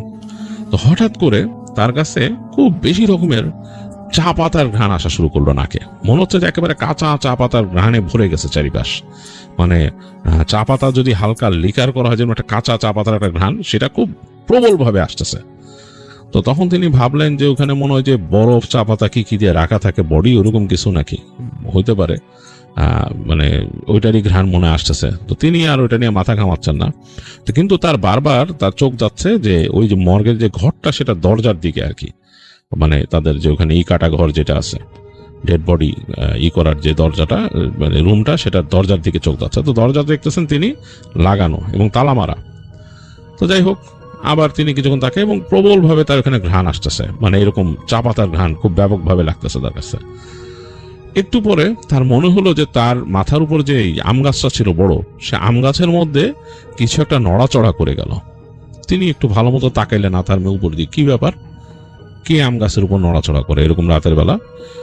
হঠাৎ করে তার মনে হলো আম গাছের উপরে মানে কেউ মানে বেয়ে যাচ্ছে, এই ডাল থেকে ওই ডাল, মানে বেয়ে যদি যায় এরকম কিছু। আর তার কাছে মনে হলো কি বানর টাইপের কিছু নাকি, গাছের উপরে কে এরকম বেয়ে যাইতেছে। এবং এটার জন্য এটা মোটামুটি একটু ছোট ডালগুলাতেও যাচ্ছে, যেখানে নাকি মানে একটা ভারী কিছু থাকতে পারবে না। ওখান থেকে মুভ করার জন্য পাতাগুলা শশ করে নড়তেছে। তো একবার ভাবছেন যে এখানে কি কাকের বাসা টাসা করছে নাকি, ওরা হয়তো বৃষ্টির পানিতে বদাট হইতেছে। তো ভালো মতো বোঝার চেষ্টা করলো, হারিকেনটা উঁচা করে ধরলো। তো হারিকেনের যে সমস্যাটা, হারিকেনের আলোতে কিন্তু ফোকাস হয় না কোনো কিছু, একটা জায়গায় একটু আলোকিত হয়ে যায় চারিপাশটা বলের মতো, কিন্তু ওরকম ফোকাস হয় না। তো তিনি কিছুই দেখতে পেলেন না, তার কাছে শুধু মনে হলো ডালপালাগুলো নড়তেছে এরকম। তো তিনি হারিকেনটাকে রাখলেন নিচে, রেখে তিনি বসলেন। এই সময় হঠাৎ করে তার মনে হলো তার পাশ থেকে হারিকেনটা ছিটকায় দূরে যায় পড়লো, পড়ে চিমনিটা ভেঙে গেল, আগুন নিভে গেল। খুব মানে জিনিসটা ঘটছে মানে খুব ফাস্ট, মনে হয় হ্যারিকেনটা তার পাশে রাখছিল, সেখান থেকে ছিটকায় দূরে গেছে, যে পড়ছে, পড়ে চিমনি ভেঙে আগুন নিভে গেছে। তাতার মিয়া অবাক হয়ে গেল, হ্যারিকেন এখান থেকে ছিটকে গেল কেমনে? এটা তো যাওয়ার কথা না, হ্যারিকেনের কি হাত পা গদাইছে নাকি? তো তিনি তাড়াতাড়ি ঘুরলেন, ঘুরে বললেন, এই এই কে রে, এনে কেডারে? মানে তার কাছে মনে হয়েছে কেউ কে আসে নাকি আশেপাশে। তো এটা বলার সাথে সাথে তিনি একটা কণ্ঠ শুনলেন, চাপা কণ্ঠ। মনে হলো ওই দরজার পাশ থেকে, ওই যে মর্গের যে ভেতরের দরজা, ওখান থেকে খুব চাপা কণ্ঠে বলছে, আমি। কিরে বেটা, এখানে কি করস? তো তিনি একটু মানে একদম তার শরীরে সারা রোম দাঁড়ায় গেছে, মানে একেবারে ঘাট থেকে শুরু করে হাত পায়ের পেছনের রোম। কিন্তু কে? লজিক্যালি আতার মিয়া যদি গার্ডের চাকরি করেন অনেক বছর, তিনি ভাবলেন যে এখানে তাকে ভয় দেখাইতে কেউ দুষ্টমি করতেছে। তিনি বলতেছেন, এই খারা, আইতাছি, তোর ফাইল আমি দেখাইতেছি, তুই কেডা? বলে তিনি হেঁটে একদম সামনে গেলেন। সামনে গিয়ে তিনি হতবাক, যে দরজায় তিনি তালা দেখছিলেন তালাটা নাই, দরজাটা ঈষৎ খোলা, মানে হালকা দরজা, দুই পাশে ফাঁক করা, 2 পাল্লার দরজা ছিল, ফাঁক করা। তো তিনি একটু থতমত খাইছেন, কারণ তার কাছে কিন্তু লাইট নাই, হারিকেনও নাই, তিনি এখানে কি দেখবেন? হঠাৎ করে ওই দরজাটা খুলে গেল, মানে ওই যে ঘরের মর্গের দরজা খুলে গেল। তারপর তিনি দেখলেন কেউ একজন ওখান থেকে হামাগুড়ি দিয়ে বের হয়ে আসতেছে। হামাগুড়ি দিয়ে বলছে মানুষ, অবশ্যই কোনো মানুষ বের হয়ে আসতেছে। এবং একটু পরে এই যে হালকা আকাশের আলোতে তিনি দেখলেন একটা মানুষের মুখ তার দিকে তাকায় আছে উঁচু হয়ে, হামাগুড়ি অনেকটা কোনো কুকুর বিড়াল যেভাবে হাঁটে সেরকম হামাগুড়ি দিয়ে আসছে, মাথাটা উঁচু করা এবং বিভৎস রকমের একটা ফেস বানাইছে। এটা তিনি ওই আকাশের আলোতেই বুঝতেছেন, বেশ ভয়ঙ্কর রকম ফেস বানাইছে। এবং মানুষটার চোখের মধ্যে যে মণি নাই, এটা তিনি বুঝতেছেন যে পুরো চোখ দুইটা সাদা। এবং তাকে দেখে একদম মুখ এদিক ওদিক করতেছে, বাঁকাচ্ছে, গড় গড় করে শব্দ করতেছে। তারপর খুব দ্রুত তার দিকে, খুব ফাস্ট, ওইভাবে হামাগুড়ি দিয়ে এসে লাফ দিল একটা। আতার মিয়া কিছু বুঝে ওঠার আগেই উনি মানে ফিল করলেন যে ওনার উপরে খুব ভারী ঠান্ডা কোনো মানে শরীর, ঠান্ডা কিন্তু একদম ঠান্ডা কোনো শরীর তার উপরে এসে পড়ছে। তিনি মানে ব্যালেন্স হারায় ধপ করে পড়ে গেলেন মাটির মধ্যে, এবং তার জুতাও পিছলাই গেছিল, তার হিলটা জুতার। ধাপ করে পড়লেন তিনি মাটির মধ্যে, এখানে ঘাস ছিল, এবং তিনি ফিল করলেন তার উপরে উঠে বসছে, তার বুকের উপরে, এবং তাকে বলতেছে, শৈল মাছ দিয়ে ভাত খেয়ে আইসোস, শৈল মাছ মজা, একলা খাস, এরকম বলতেছে। তো তিনি আসলে ওই সময় আর তার সেন্স ধরে রাখতে পারেন নাই, তার আসলে নার্ভাস ব্রেকডাউনের মতো হয়েছে, তিনি একেবারে জাগার পর সেন্সলেস হয়ে গেলেন। তো এরপর তো আতার মিয়ার আর সেন্স নাই, আতার মিয়ার সেন্স ফিরছে পরে দিনের বেলা। তখন তিনি হাসপাতালে শুয়ে আছেন একটা বেডে, এবং তার পাশে তার ওই হাসপাতালের সিস্টার একজন বলতেছে যে, আতার ভাই ঠিক আছেন, আপনি ঠিক আছেন? তো তখন তিনি বলতেছেন যে, হ্যাঁ ঠিক আছি, আমি এখানে কেমনে আইলাম? তো তখন সিস্টার বলতেছে যে, আপনার ওইখানে পাইছিল, পড়া পাইছে, সকালে পড়া পাইছে, আপনার তারপর নিয়ে আসছে হাসপাতাল লোকজন। কি হয়েছে আপনার, কেমনে এরকম হইলো? আপনার হ্যারিকেন ভাঙ্গা, ওইখানে কি ব্যাপার? আতার মিয়া কইতেছে যে, কমু দাঁড়ান, কমু, আমার একটু উঠান। তো দেখা গেলো সিস্টার খবর দিল ওয়ার্ড বয় এসে আতার মিয়াকে উঠে বসাইলো। তার কোমরে অনেক ব্যথা, গায়ে ব্যথা। তো তখন ওই যে নতুন যে ডিউটি ডাক্তার আসছে সকালে, তিনিও আসলেন হেঁটে, কি ব্যাপার? তো জিজ্ঞেস করলেন, কি ছিল আপনার, কি ব্যাপার? তো বললো যে এই ঘটনা ঘটছে তার সাথে। আতার মিয়া বলতেছে যে, স্যার আমি এটা আসলে মনে করি না, যে ভূত প্রেত এগুলো আমি বিশ্বাস করি না, কোনদিন করতামও না। আমি অনেক কিছু শুনছি আপনাদের এই হাসপাতাল সম্বন্ধে, আপনাদের এই মেডিকেল কলেজ সম্বন্ধে অনেক কিছু শুনছি, না আমি এগুলো আসলে বিশ্বাস করতাম না, আমি কখনোই করতাম না। আমার কাছে কেন জানি মনে হয় কালকেও আমার সাথে কেউ মানে অন্যরকম দুষ্টমি করছে আমার সাথে। কেউ আসলে, আমি এটা মনে করি না যে এরকম কিছু ঘটছে, এটা আমি বিশ্বাস করি না। কেউ আমার সাথে শয়তানি করছে, মানে আমার কেউ মানে ভয় দেখাইতে চাইছে, এর জন্য হয়েছে জিনিসটা। তো সে সাথে সাথে বলে যে ওই যে সিস্টার ছিল যে রাত্রে চা খাইছে, সিস্টারও মনে এটার সাথে জড়িত। তো ডাক্তার সাহেব যিনি ছিলেন, তিনি ইয়াং ডাক্তার একদম, তিনি বললেন যে এটা তো আসলে গুরুতর অভিযোগ, এটা তো করা ঠিক না, এটা করলে তো এটা ব্যবস্থা হবে। আচ্ছা দেখি, খোঁজ খবর নেই। আচ্ছা আতার মিয়াকে বললো, আপনি কি হাঁটতে পারবেন? বললো যে হ্যাঁ পারবো। আচ্ছা ঠিক আছে, তাহলে আপনি উঠে আসেন। আর এমনি তার প্রেশার দেখলো ডাক্তার, এবং দেখলো গায়ের টেম্পারেচার একটু হাই হয়ে গেছে, কারণ বৃষ্টিতে পড়েছিল অনেকক্ষণ। তো তাকে নিয়ে আসলো, আনার পরে তাকে বললো কি হয়েছে, আবার বিশদভাবে জিজ্ঞেস করলো। ডাক্তার সাহেব জিজ্ঞেস করলো, ওখানে একজন অ্যাডমিনের লোক ছিল, সে বললো কি হয়েছে? বললো যে এরকম ঘটনা।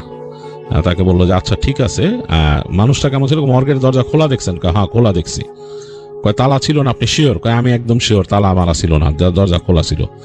তখন তিনি বলতেছেন যে ওই ডোমের লোকরা করছে এই কাজটা আমার সাথে। বলে আচ্ছা ঠিক আছে, তো ডোমের লোক যদি আপনাকে দেখাই যে ডোমের অ্যাসিস্ট্যান্ট বা ডোম চিনবেন তো আপনি দেখলে? বলে হ্যাঁ চিনবো। তো ডোমকে তো সে এমনিও চিনি, বলছে যে চিনবো না কেন, চিনবো, ডোমরে তো আমি এমনিও চিনি।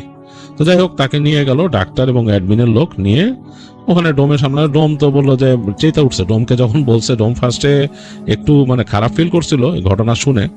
তাহলে বলছে যে আতার ভাই, আপনারা অনেকবার কইছি আমি যে এই জায়গাটা অনেক উল্টাপাল্টা আছে, আপনি কখনো আমার কথা বিশ্বাস করেন নাই বা আপনি এটার প্রতি কোনো গুরুত্বও দেন নাই।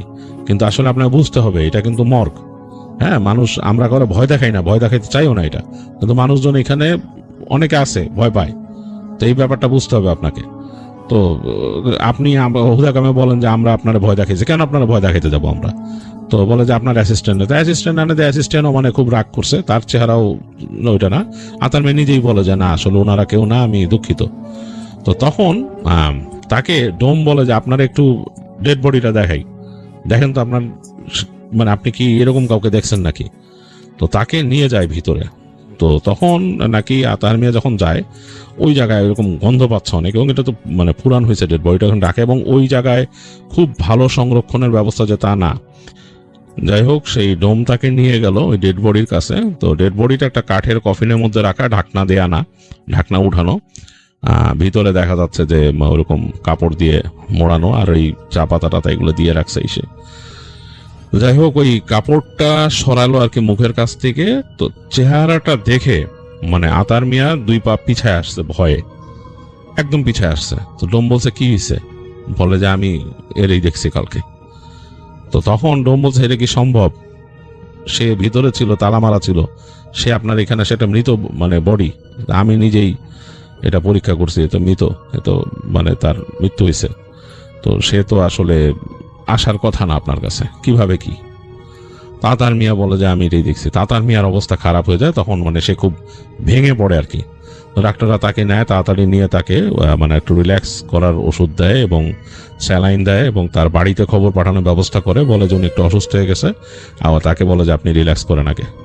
তো যাই হোক, আতার মিয়ার পরিবার আসে, তার ছেলে আসে, স্ত্রী আসে। আসার পর তাকে মানে দেখে তার স্যালাইন শেষ হয়, পরে তাকে ছুটি দেয় হাসপাতাল থেকে, বলে যে বাড়ি যেয়ে আপনি রেস্ট নেন। তার সিকিউরিটি কোম্পানিরা জানানো হয় যে তিনি কয়েকদিন রেস্ট নেবেন, শরীর খারাপ। তো বাসায় যাওয়ার পর আতার মিয়ার শালা যাওয়ার পর ওখানকার ঘটনা শুনছে, তো সবই তারা ওখানেও শুনছে, এবং ডাক্তার সাহেব বা কর্তৃপক্ষ তারা কিন্তু ওই জিনিসটাকে ওই ভৌতিক কোনো ফ্লেভার তারা দিচ্ছে না, বাট তারা কিন্তু এমন একটা আচরণ করতেছে, মানে তারা জিনিসটা মানে অনেকটা এরকম যে তারা জানে যে আতার মিয়া কি দেখছে, এরকম মানে জিনিসটা অতি প্রাকৃত কিছু, তারা মানে অনেকটা মানে মনে মনে স্বীকার করতেছে, মুখে বলতেছে না। তারা জিনিসটা বলতেছে যে হইতে পারে তার দৃষ্টি ভ্রম, বা সে হঠাৎ করে ভ্রম দেখছে এরকম। তো যাই হোক, বলছে যে ভ্রম, ক্লান্ত থাকতে পারে, সে এই হয়ে যেতে পারে, সে ঠিক হয়ে যাবে, এই সেই এগুলো বলছে। তো আতার মিয়া যখন বাসায় আসে, তার শালা একজন হুজুরকে নিয়ে আসেন বাসায়। তো হুজুর এসে আতার মিয়াকে ঝাড়ে, এবং ঝাড়ার পরে আতার মিয়ার চোখের দিকে তাকায় এবং তার আঙুল ধরে ধোয়া পড়া শুরু করে। ধোয়া যখন পড়ে তখন আতার মিয়া নাকি একেবারে মানে পাগলের মতো হয়ে যায় এবং চিৎকার চেঁচামেচি শুরু করে। একটু পরে সে হাসতে থাকে, এবং তার মধ্যে ওই জিনিসটা, এন্টিটিটা আসে। কি হয়েছে? সে তখন বলা শুরু করে যে এইটা হচ্ছে একটা জিন। আতার মিয়া যখন আসতেছিল বাজার থেকে মাছ কিনে, সে তখন থেকে এই মাছের পিছনে লেগেছিল, এবং সে চাইছিল আতার মিয়ার কাছ থেকে মাছটা নিতে। যাই হোক, তারপরও সে আতার মিয়াকে অনেকটা ব্রেক দিছে, যে আতার মিয়া যাতে তার প্রতি নরম হয়ে তাকে মাছের কাটাগুলা দেয়। তো আতার মিয়া তাকে তাও দেয়নি, এবং তাকে ইট মারছে তার গায়ে। ওই যে আসার পথে ইট মারছে, এই ইটটাতে সে খুবই অফেন্ডেড হয়েছে, এবং সে তখনই নাকি ডিসাইড করছে যে একে ক্ষতি করবে সে, এবং তাকে কাটা দিলেও সে ছেড়ে দিত। আতার মিয়া তাকে কাটাগুলাও দেয় নাই, এবং সে লাঠি নিয়ে মারতে গেছে। এই কারণে আতার মিয়াকে সে ফলো করে পুরো আসছে, এবং এসে ওই যে মর্গের ওইখানে তাকে ভয় দেখাইছে, ভয় দেখায় তাকে পজেস করছে, এবং তাকে সে ক্ষতি করে ছাড়বে। তো যাই হোক, হুজুর বলে যে তাকে ছেড়ে যেতে। তো সেই জিন তো ছাড়তে চায় না। সে বলে যে তাকে সে এমন এমন জিনিস দেখাবে যে সেই জিনিস দেখে আতার মিয়া নিজেই নাকি মানে ভয় পেয়ে যাবে, অন্যরকম হবে তার। যাই হোক, হুজুর তখন তার মতো উনি তার মতো দোয়া দুরুদ পড়েন, এবং তার মতো তিনি যেভাবে রুকাইয়া করেন, এবং করায় এক পর্যায়ে ওইটাকে ছাড়ান, মানে আতার মিয়ার থেকে আলাদা করেন। বলে যে আর কখনো একে বিরক্ত করবা না, যাই হয়েছে সে তোমাকে খাবার দেয় নাই, কাটাটা তার দেওয়া উচিত ছিল, সে দেয় নাই, ভুল করছে, কিন্তু তুমি তাকে বিরক্ত করবে না। এগুলো বলে অনেক কিছু করে তিনি তার মতো দোয়া দুধ পড়ে আর রুকাইয়া করেন এবং ওইটাকে ছাড়ান তার কাছ থেকে। যাই হোক, আতার মিয়াকে তিনি কয়দিন বলেন রেস্ট নিতে এবং তাকে ওই যে দেন, পড়া পানি দেন, ইত্যাদি ইত্যাদি দিয়ে দেন। কিছু সরিষার তেল পড়ে দেন, বলে যেটা গায়ে মেখে গোসল করতে, আর কিছু চিনি পড়ে দেন, চিনির মধ্যে দোয়া পড়ে ফু দেন, বলে যে এই চিনি দিয়ে ওনাকে যখন মানে কোনো ড্রিঙ্কস দিবে এই চিনিটা যাতে খাওয়ায়। যাই হোক, এবং বলে বাসার থেকে বেরোতে না, নামাজ কালাম পড়তে, সবকিছু, এবং বসে রাত বিরাতে একা একা হাঁটতে না, একা একা কোথাও যেতে না। তো এটা মোটামুটি মেনটেন করে চলতে, যে রাত বিরাতে একা। তো আতার মিয়া বলে যে সে তো চাকরি করে গার্ডের, তার তো রাতে কাজ থাকে, বলে থাকতে পারে, কিন্তু এইটা এখন আপাতত করা যাবে না, যেখানে কাজ করেন বলে দিন যে আমি রাত্রে গভীর রাতে কাজ করব না। আর ওই যে হাসপাতালের ওইখানে যান না। হ্যাঁ, তো হুজুর তখন এটা ব্যাখ্যা করছে যে ওই জিনটা নাকি যেটা করছিল আতার মিয়াকে ভয় দেখানোর জন্য, ওই যে ওখানে যে বডিটা আছে, বডিটার মতো চেহারা সে তো শেপ শিফট করতে পারে, ওরকম করে সে আতার মিয়ার সামনে আসছিল। আর ওই জিনিসটা তো আর ওই মানুষটা তো আর আসবে না, সেটা ওই জিনই আসছিল ওই এটার রূপ নিয়ে, আতার মিয়াকে সে অ্যাটাক করছিল এখানে, এবং যাকে ভয় দেখানো ছিল মূল কাজ। ভয় অনেক সময় মানুষ তো অনেক সময় মারাও দেয়, ভয় এরকম হয়। তো যাই হোক, এটাই ছিল ঘটনা, এবং বলছে যে তাকে বলছে রাত বিরাতে ঘোরাফেরা করতে না। তো যদিও এই আতার মিয়া এই রাতের বেলা বসে এখানে আঞ্জুমদের সাথে এই ঘটনা বলছে, তখনও কিন্তু রাত হয়ে গেছে। আঞ্জুমরা তাকে বলে, মানে এই ঘটনা শোনার পরে, যে ভাই আপনি যে রাতের বেলা এখন যাবেন, আপনি ভয় পাবেন না? আতার মিয়া নাকি হাসতে থাকে। হাসিটা আঞ্জুমের কাছে মনে হয়েছে একটু অ্যাবনর্মাল টাইপের হাসি, মানে যেই হাসি এতক্ষণ মানে লাস্ট করার কথা না, সে অনেকক্ষণ ধরে হাসতেছিল, কোনো উত্তরই দেয়নি, হাসতেছিল।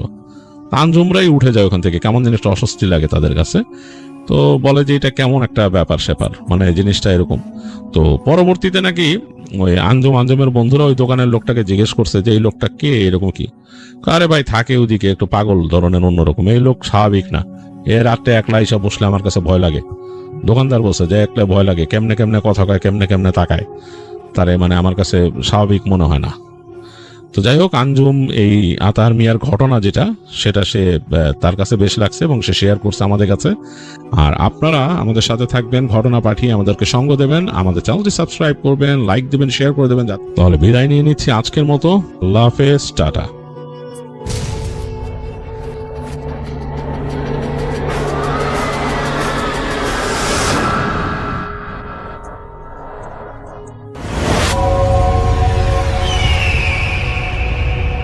এই ঘটনাটি আমাদেরকে যিনি পাঠিয়েছেন তার নাম আশিক এলাহি সাব্বির। ওনার বাড়ি নাটোর জেলার লালপুর উপজেলার রামানন্দপুর গ্রামে।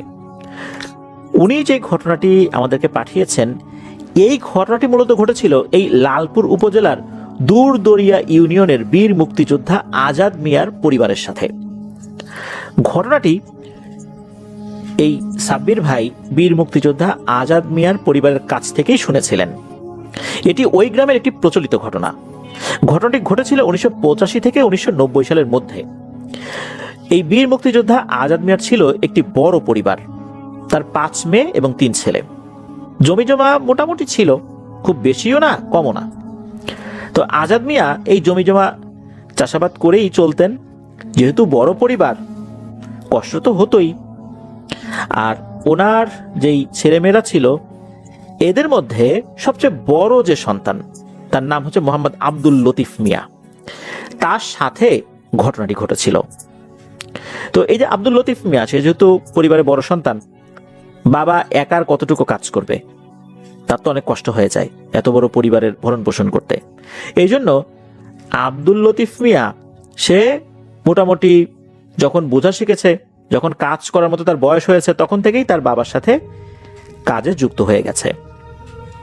তো এই যে আব্দুল লতিফ মিয়া, এই ছেলেটা বেশ কর্মঠ ছিল। সে বাবার সাথে কৃষিকাজে সহায়তার পাশাপাশি বাজারে একটা দোকানে কাপড় সেলাইয়ের কাজ শিখতো। অনেক সময় আমরা দেখি না যে যেই দোকানগুলোতে কাপড় বিক্রি হয়, এই কাপড় বিক্রির দোকানের পাশে কিন্তু একজন সেলাই মেশিন নিয়ে বসে থাকে, কাপড় সেলাই করতে হয় বা এই টাইপের কিন্তু কিছু কাজ কিন্তু হয়ে থাকে সেখানে। তো এরকম একজনের কাছে উনি বসে বসে কাজ শিখছিলেন, টুকিটাকি সেলাই উনি করা শুরু করেছেন। একটা পর্যায়ে তার কাজ শেখা হয়ে যায়। মোটামুটি বছরখানেকের মধ্যে কাজটা এই লতিফ মিয়া আয়ত্তে নিয়ে এসেছিলেন।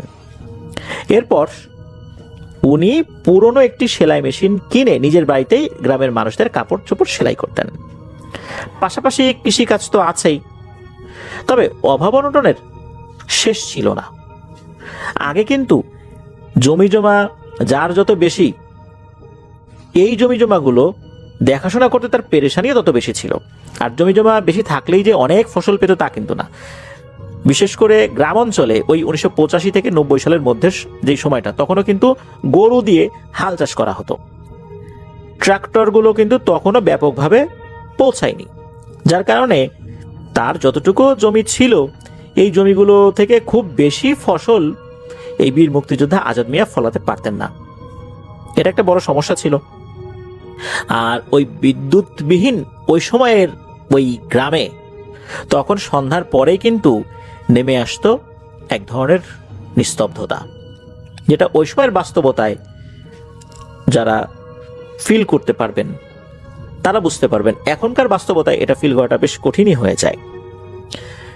এখন অনেকে বিশ্বাসই করতে চায় না সন্ধ্যার পরে মানুষ ঘুমিয়ে যেতে পারে, কিন্তু ওই সময়ের বাস্তবতায় এটা ছিল নিত্য নৈমিত্তিক ব্যাপার। তো ঘটনা যখন ঘটে, সময়টা গ্রীষ্মকালের প্রচণ্ড এক গরমের সিজন। গ্রীষ্মকালে কিন্তু মাঝে মাঝে এমন গরম পড়ে, টানা গরম পড়তে থাকে, অবস্থা খারাপ হয়ে যায়। আবার যখন বৃষ্টি হয় তখন পরিবেশটা একটু ঠান্ডা হয়ে যায়। এই যে লতিফ মিয়া, সে ঘরে শুয়ে আছে। গ্রামে তো আর বিদ্যুৎ নাই যে বৈদ্যুতিক পাখা চলবে, বাতাস লাগবে। সে হাতে একটা হাত পাখা নিয়ে একটা মাদুর আর বালিশ নিয়ে চলে যায়। তাদের বাড়ির পাশে একটা বাগান রয়েছে, সেখানে বেশ কয়েকটা লিচু গাছ ছিল, আম গাছ ছিল। তো এই লিচু গাছের নিচে সে চলে যায়। চিন্তা করলো যে ওখানে যে ঝিরিঝিরি বাতাস হবে ওইটার নিচে একটু ঘুমাই। ঘরে একদমই ঘেমে একাকার হয়ে যাচ্ছি, বুক পিঠ ঘেমে একদম একাকার, কোনোভাবেই ঘুমানো যাচ্ছে না। তো লতিফ মিয়া যে আগে কখনো এরকম ভাবে যায় ঘুমায়নি তা কিন্তু না, গরম পড়লে সে চলে যেত। তবে অসহনীয় গরম না পড়লে সে সাধারণত যেত না। রাতের বেলা একা একা লিচু গাছের নিচে ঘুমানো, এটা তো ভয়েরই ব্যাপার বলতে হবে। কিন্তু লতিফ মিয়ার মধ্যে ভয় ডর কিছুটা কমই ছিল তার বয়সী অন্যান্য ছেলেপেলেদের থেকে। তো লতিফ মিয়া তো চলে গেছে, প্রচন্ড গরম যেহেতু ওই রাত্রে পড়েছে। তো শুয়ে আছে, আধো ঘুম আধো জাগ্রত অবস্থা, হাত পাখা দিয়ে বাতাস করছে, কারণ তখন এত গরম পড়েছে। সে চিন্তা করলো যে লিচু গাছের নিচে আসলাম একটু বাতাস খাবার জন্য, এখানেও গাছের পাতাগুলো মনে হচ্ছে নড়ছে না, মানে বাতাসই নেই। হয় না এরকম অনেক সময়, গাছের পাতাও নড়ে না, এরকম কিন্তু সিচুয়েশন থাকে। তো ওইরকম একটা সিচুয়েশন ছিল। হঠাৎ করে মনে হলো যে কেউ একজন আলো নিয়ে চলে এসেছে এই লিচু গাছের এই দিকটাতে। কিন্তু আলো নিয়ে যে চলে এসেছে, হঠাৎ করে তার কাছে মনেও হয় যে এই আলোটা তো উপর দিক থেকে আসছে, সাইড থেকে তো না। মানুষ যদি আলো নিয়ে চলে আসে তাহলে তো সাইড থেকে আসবে, কিন্তু উপর থেকে আলো আসছে কেন? চাঁদের আলো তো এরকম হওয়ার কথা না। তখন সে উঠে দেখার চেষ্টা করে যে ঘটনাটা কি, আলো আসে কোত্থেকে। সে যখন এই আলোর উৎস খোঁজার জন্য চেষ্টা করেছে, বেশিক্ষণ চেষ্টা করতে হয় না, কয়েক সেকেন্ডের মধ্যেই বুঝতে পারে ঘটনাটা কি। আর তখনই এই লতিফ মিয়া প্রচন্ড ভয় পায়। ভয় পেয়ে দৌড়ে সে বাড়ির ভেতরে চলে যায়। ঘটনাটা যে কি ঘটছে অ্যাকচুয়ালি কি, ও কিন্তু প্রথম দিকে বোঝে নাই, শুধু দেখেছে একটা আলো, এটা দেখেই সে দৌড়ে চলে গেছে। বাড়ির কাউকে তো কিছু বলে নাই ওই সময়। বেশ কয়েকদিন পার হয়ে যায়, লতিফ মিয়া অনেকটা ভুলেও যায় বিষয়টা। সপ্তাহখানেক পর আবার এক রাতে প্রচন্ড গরম পড়েছে। লতিফ মিয়া সেই লিচু গাছের নিচে চলে গিয়েছে ঘুমানোর জন্য। তো এবার আর ঘুমায় নাই, কোনোভাবে ঘুম আসছিল না। সে শুয়ে শুয়ে ওই হাত পাখা দিয়ে নিজেকে বাতাস করছে। এমন সময় হঠাৎ করে দেখে লিচু গাছটির চতুর্দিকে আলোকিত হয়ে গেছে, মনে হচ্ছে একদম দিনের মতো আলো হয়ে গেছে। লতিফ মিয়া এইবার দৌড়ে না পালিয়ে বিষয়টা বোঝার চেষ্টা করছে ঘটনাটা কি, এই আলোর উৎসটা কি। চোখ ধাঁধিয়ে যাচ্ছে ওই আলোর উৎসের দিকে তাকিয়ে, সূর্যের মতো কিছু একটা জ্বলছে। তো কিছুক্ষণের মধ্যে ওই আলোটা তার চোখে সহনীয় হয়ে যায়। সে খেয়াল করলো যে আরে এটা তো একটা মেয়ে, এই মেয়ে একটা সাদা কাপড় পরে আছে, সেই সাদা কাপড় থেকে এইরকম উজ্জ্বল আলো ছড়াচ্ছে। আর ওই মেয়েটা লিচু গাছের একটা ডালে বসে আছে। লতিফ মিয়া তো অবাক যে এই মেয়েটা কোত্থেকে আসলো। এই মেয়েটা কিন্তু 8-10টা স্বাভাবিক যেই মেয়ে হয় ওই রকমই, মানে সে যে একদম অপরূপা সুন্দরী, চোখ ধাঁধানোর মতো সুন্দরী এরকম না, মানে সাধারণ 8-10টা সুন্দরী মেয়ে যেরকম হয় ওই রকম।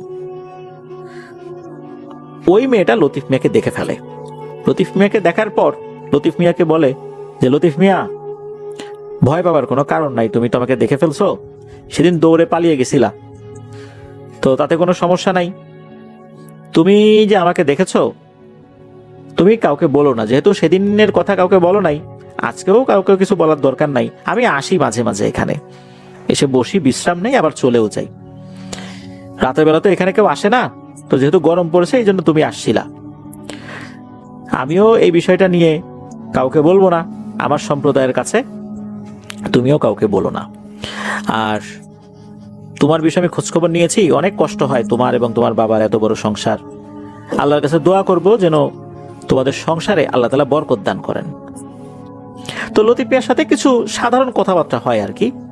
এরপর লতিফ মিয়াকে ওই মেয়েটা বলে, তুমি এখন চলে যাও, আমাদের কাছে বেশিক্ষণ থাকতে হয় না, বেশিক্ষণ থাকলে মানুষের কিছুটা ক্ষতি হয়। তো লতিফ মিয়া বাড়িতে চলে যায়। এই বিষয়ে বাড়িতে কারোর সাথে কোনো কথাও বলে না, কিছুই বলে নাই এটা নিয়ে। তো দেখা গেল যে এরপর থেকে আল্লাহর রহমতে আয় রোজগারে বরকত হলো, তাদের ফসলেও ভালো বরকত হলো আল্লাহর রহমতে। আস্তে আস্তে পরিবারের যেই তীব্র অভাব অনটন এটা কমে আসলো, একটা মধ্যম পর্যায়ে চলে আসে। তো লতিফ মিয়া সবসময় ওই গাছের নিচে যেত বিষয়টা এরকম না, মাঝে মাঝে যেত যখন গরম পড়ে, মানে ওই পরীটাকে দেখার জন্য সে শখ করে যে ওইখানে যায় বিষয়টা এরকম না। আর যখন যায় তখন তার সাথে দেখা হয়, সাধারণ কিছু কথাবার্তা হয় অল্প সময়, এরপর লতিফ মিয়া চলে আসে। এরকমই এর মধ্যে হয় কি, এক রাত্রে ওই গ্রামেরই একটা দুষ্টু লোক যার নাম হচ্ছে খলিল বিহারী, তাকে সবাই খলিল বিহারী নামেই চেনে। তো এই লোকটা হয়তোবা কোনো একটা কারণে ওই দিক দিয়ে আসছিল। যেই রাত্রে এই পরীটার সাথে লতিফ মিয়া কথা বলছিল। এই খলিল বিহারী উনি নিজেও কিন্তু একজন কৃষক, আর কবিরাজিও করে। সে কবিরাজ হিসাবে নাকি তার বেশ কুখ্যাতি ছিল, সুখ্যাতি বলবো না, কুখ্যাতি ছিল, কারণ সে কালো জাদুটাই বেশি করত। তো লতিফ মিয়াকে দেখে যে কোনো কিছুর সাথে বিড়বিড় করে কথা বলছে, আর ওই দিকটা আলোকিত হয়ে আছে। যখনই এরকম আলোকিত হওয়া সে দূর থেকে দেখেছে, সে কিন্তু ওই পরীটাকে দেখে নাই, শুধু আলোকিত হওয়া দেখেছে। তাতেই কিন্তু এই দুষ্টু কবিরাজ বুঝে গেছে ঘটনাটা কি। সে ওই দিকটাতে এগিয়ে আসা যখন শুরু করেছে, তখন ওই পরীটা নাকি লতিফ মিয়াকে বলে যে লতিফ তুমি তাড়াতাড়ি বাসায় যাও, আমি চলে যাচ্ছি। এই বলেই দ্রুত ওই পরীটা চলে যায় ওখান থেকে। আর তখনই ওই খলিল বিহারী ওখানে চলে আসে, এসে বলে, এই লতিফ, তুই কার সাথে কথা বলতেছিলি রে? এখানে যে একটু আগে অনেক আলো দেখলাম, কিসের আলো? তো লতিফ বলে, না না না, কই না তো, আমি তো কোনো আলো দেখি নাই, আপনি কোথায় আলো দেখলেন? এই বলে সে আমতামতা করে কথা এড়িয়ে দৌড় দিয়ে বাড়ি চলে গেল, এক দৌড়ে বাড়ি চলে গেছে। এখন এই যে খলিল বিহারী, এই খলিল বিহারী তো বুঝতে পারছে যে এই লতিফ মিয়ার সাথে কোনো ভালো শক্তিশালী পরীর কথা হয়। তখন সে একটা দুষ্টু বুদ্ধি আঁটতে থাকে। এরপরে হয় কি, লতিফ মিয়া কিন্তু মাঝে মাঝে গিয়েছে ওই লিচু গাছের ওখানে, তবে যখন কথা বলেছে তখন কোনো আলোকিত হয় নাই, মানে একটা ছায়া অবয়বে ওই পরীটা আসছে, এবং ওই পরীটা বলছে যে আমি আর আলোকিত অবস্থায় এখানে আসতে পারবো না, কেননা একটা দুষ্টু লোক আমাদেরকে দেখে ফেলেছে, আর এখানে আমি সবসময় আসি না, মাঝে মাঝে বিশ্রাম নেওয়ার জন্য আসি। লতিফ, তুমি সাবধানে থেকো। তো এরকমটা বলে। এখন এই যে লতিফ মিয়া, তার তো বয়স বেশি না, কিশোর বয়স, সে আর কি বোঝে আর এসবের। সে সাবধানে থাকা বলতে বুঝিয়েছে যে এই খলিল বিহারীর সাথে যেন কথাবার্তা কম বলা হয়, খলিল বিহারী তাকে দেখে ফেলে কথা বলা অবস্থায়, এরকম পরিবেশে যেন এই লতিফ মিয়া না যায়, এমনটাই পরি বোঝাতে চেয়েছে। এরকম সপ্তাহখানিক কেটে যায়। এরপরে দেখা যায় যে হঠাৎ করেই এই লতিফ মিয়ার বেশ মারাত্মক অসুস্থতা শুরু হয়ে যায়। এমন অসুস্থতা, সে কোনো কিছু খেতে পারে না, তার শরীরে মনে হচ্ছে যে জ্বালাপোড়া শুরু হয়ে গেছে। এরকম আস্তে আস্তে সে এতটাই শুকিয়ে পড়ে আর রোগা হয়ে যায়, তার কোনো মাংসই আর শরীরে অবশিষ্ট ছিল না বলতে হবে। হাড়গুলো গোনা যেত, আর সবসময় সে চিৎকার করে কান্না করত। আর সে যখন কান্না করত, এই কান্নার শব্দটা ছিল বেশ অদ্ভুত। অনেকগুলো বাদুর যদি এক জায়গা হয়ে কিচিরমিচির করে যেরকম শব্দ হয়, ওই রকম শব্দ নাকি হতো। আর মাঝে মাঝে সে বিড়ালের মতো করে আওয়াজ করত। বিড়ালের মতো মিউ মিউ বিষয়টা এরকম না, বিড়াল যখন কিছুটা গর্জন করে, এক ধরনের আওয়াজ করে, ওই রকম। যখন বিড়াল রেগে থাকলে এক ধরনের শব্দ করে, ওই রকম শব্দ। লতিফ মিয়ার বাবা, উনি তো ওনার সাধ্য অনুযায়ী যথেষ্ট চেষ্টা করেছেন চিকিৎসা করার জন্য। একটা পর্যায়ে জমি জমা বিক্রি করে বড় বড় ডাক্তার দেখিয়েছেন, অনেক টেস্ট করিয়েছেন ওই সময়ের প্রেক্ষাপটে, কিন্তু কোনো রোগ ধরা যায়নি। অনেক দিন রাজশাহী মেডিকেল কলেজে লতিফ মিয়া ভর্তি ছিল, কিন্তু ডাক্তার কিছুতেই বলতে পারে না যে লতিফ মিয়ার আসলে রোগটা কি। 1 বছর এভাবেই পার হয়ে যায়। এই 1 বছরের মধ্যে বিশেষ করে হঠাৎ করে যখন লতিফ মিয়ার অসুস্থতা শুরু হয়েছে, এরপর থেকে কিন্তু ওই পরীর সাথে দেখা হওয়া, কথা হওয়া বন্ধ হয়ে যায়। এরপর চাঁপাইনবাবগঞ্জের একজন হুজুরের সন্ধান পান লতিফ মিয়ার পরিবার। সেই হুজুরের কাছে লতিফ মিয়াকে নিয়ে যাওয়া হয়। হুজুর সবকিছু দেখে শুনে বলেন যে অনেক দেরি হয়ে গেছে, একে চিকিৎসার মাধ্যম দিয়ে বাঁচানোর আর কোনো উপায় নাই। আল্লাহ যদি নিজ হাতে তাকে বাঁচান, হায়াত বৃদ্ধি করেন, তাহলে সম্ভব। কারণ ভয়ঙ্কর এক কালো জাদু করা হয়েছে, আর এই কালো জাদু করতে ব্যবহার করা হয়েছে একটি জীবিত বিড়ালকে। প্রথমে এই বিড়ালটিকে জবাই করা হয়েছে, এরপর বিড়ালের শরীরে কয়েক হাজার সুই বিধিয়ে দেওয়া হয়েছে, এরপর এই বিড়ালটিকে নদীর পানিতে ভাসিয়ে দেওয়া হয়েছে। এটা ভয়ঙ্কর এক টাইপের বান মারা, আর এটা অনেক আগে করা হয়ে গেছে। যখন করা হয়েছে তখন যদি ওই বিড়ালটি পাওয়া যেত, তখন হয়তোবা এই বানটা কাটানো যেত, কিন্তু এই সময়ের মধ্যে তো ওই বিড়ালটা একদম পচে গলে নষ্ট হয়ে গেছে, কোনোভাবেই সেটাকে আর পাওয়া যাবে না। তাই কোনো রুকিয়াতে একে ভালো করা খুবই দুরূহ ব্যাপার। আর এই জ্ঞানটা আমার জানা নাই যে এই ধরনের বান কাটানোর জন্য আমি কোন ধরনের রুকিয়া ব্যবহার করব। আমি যতটুকু জানি আমি চেষ্টা করছি, তবে আমার ধারণা যে কে আর বাঁচানো সম্ভব হবে না। হুজুর আরো কিছু তথ্য বলেন, কারণ বাড়ির লোক তো আসলে জানতো না ঘটনাটা কি। এই যে পরীর সাথে দেখা হওয়া, খলিল বিহারীর সাথে দেখা হয়, এটা তো বলতো, মানে এটা তো লতিফ মিয়া বলে নাই বাড়ির কাউকে। এই বিষয়টা একদম সে চুপচাপ ছিল এই বিষয়টা নিয়ে। ওই হুজুর বলেছিলেন যে মূলত একে বান মারা হয়েছে একটা শক্তিশালী পরীকে বন্দি করার জন্য, কিন্তু এই কাজে ওই তান্ত্রিক সফল হয় নাই। ওই পরীটা যেন এই খলিল মানে এই যে লতিফ মিয়া তার কাছে আসতে না পারে, এই জন্য একটা বিশেষ বন্ধনী খলিলের উপরে দেয়া হয়েছে, আর ওই বাড়ির চতুর্দিকেও একটা বন্ধনী দেয়া হয়েছে। হুজুর কি করেছেন, উনি ওইটা কেটে দিয়েছেন, অর্থাৎ রুকিয়া করে ওই বন্ধনীটা কেটে দিয়েছেন যেটা লতিফ মিয়ার উপর করা হয়েছে, আর ওই বাড়ির বন্ধনীটাও কেটে দিয়েছেন। তবে উনি বলেছেন যে এটা কেটে খুব বেশি লাভ হবে না, মূল সমস্যা থেকেই যাবে। কে জাদু করেছে এই বিষয়টা কিন্তু বলতে ওই হুজুর অস্বীকৃতি জানান যে এটা বলা যাবে না। অনেক চাপাচাপি করলেও হুজুর এটা বলেন নাই। লতিফ মিয়াকে যখন বাড়িতে নিয়ে আসা হয়, এরপর ওই পরীটা সে এসেছিল রাতে।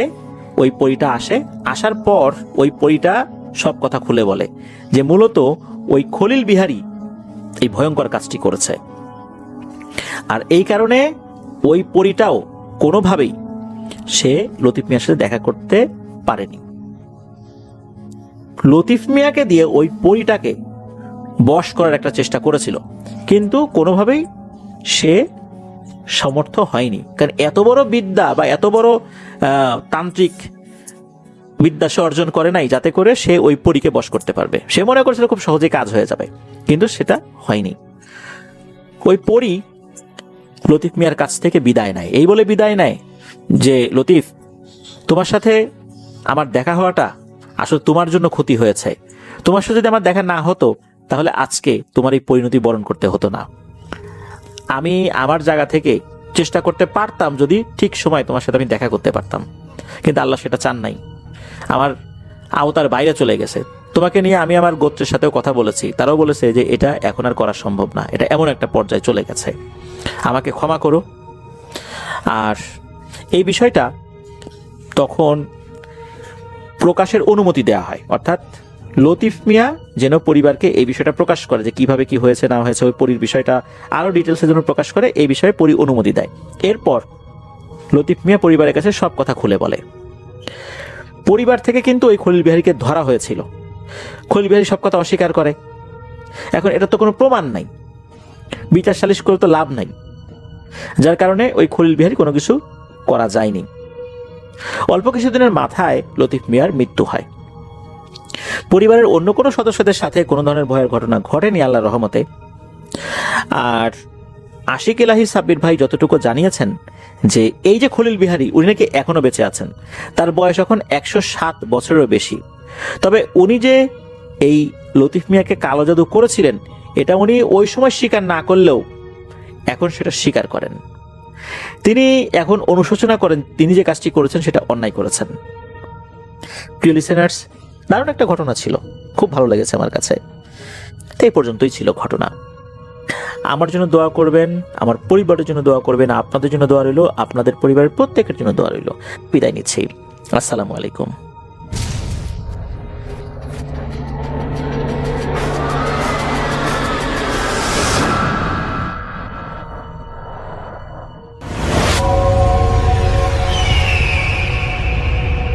ধন্যবাদ রাসেল ভাই আমাকে ঘটনা বলার সুযোগ দেওয়ার জন্য। আমার নাম রিপন, আমি এসেছি লালমিরহাট থেকে।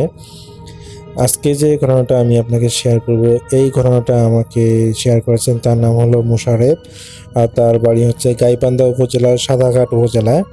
আমি চেষ্টা করব মোশারেফ ভাইয়ের মতো করে ঘটনাটা আপনাকে শেয়ার করার। রাসেল ভাই গ্রামের সাধারণ মানুষদের সাথে রাত্রিবেলা পথ চলতে গিয়ে যে ধরনের ছমছমে অভিজ্ঞতা হয়, এটি ঠিক সেরকমই একটি ঘটনা। মোশাররফ ভাইয়ের বড় চাচার সাথে এটি ঘটেছিল আজ থেকে 10 বছর আগে। তো মোশাররফ ভাইয়ের বড় চাচা পেশায় ছিলেন একজন দর্জি।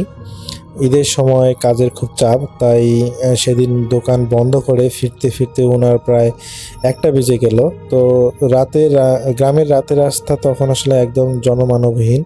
রাত 1টা মানে বলা যায় যে খুবই গভীর রাত।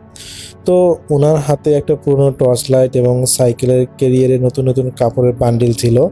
তো গ্রামের বাজারের পর একটা লম্বা মাঠ পড়ে, যেটাতে যেই মাঠটাকে সবাই আসলে মরা মাঠ বলে চিনে। তো ওই মাঠটা আসলে সবসময় শুকনো থাকে, ধুলাবালা থাকে। তো ওই মাঠটা আসলে ঘাসপালা খুবই কম, ধুলাবালা সবসময় উড়ে। তো এই জন্য আসলে মানুষ ওই মরা মাঠ নামে বললে সবাই এক নামে চেনে।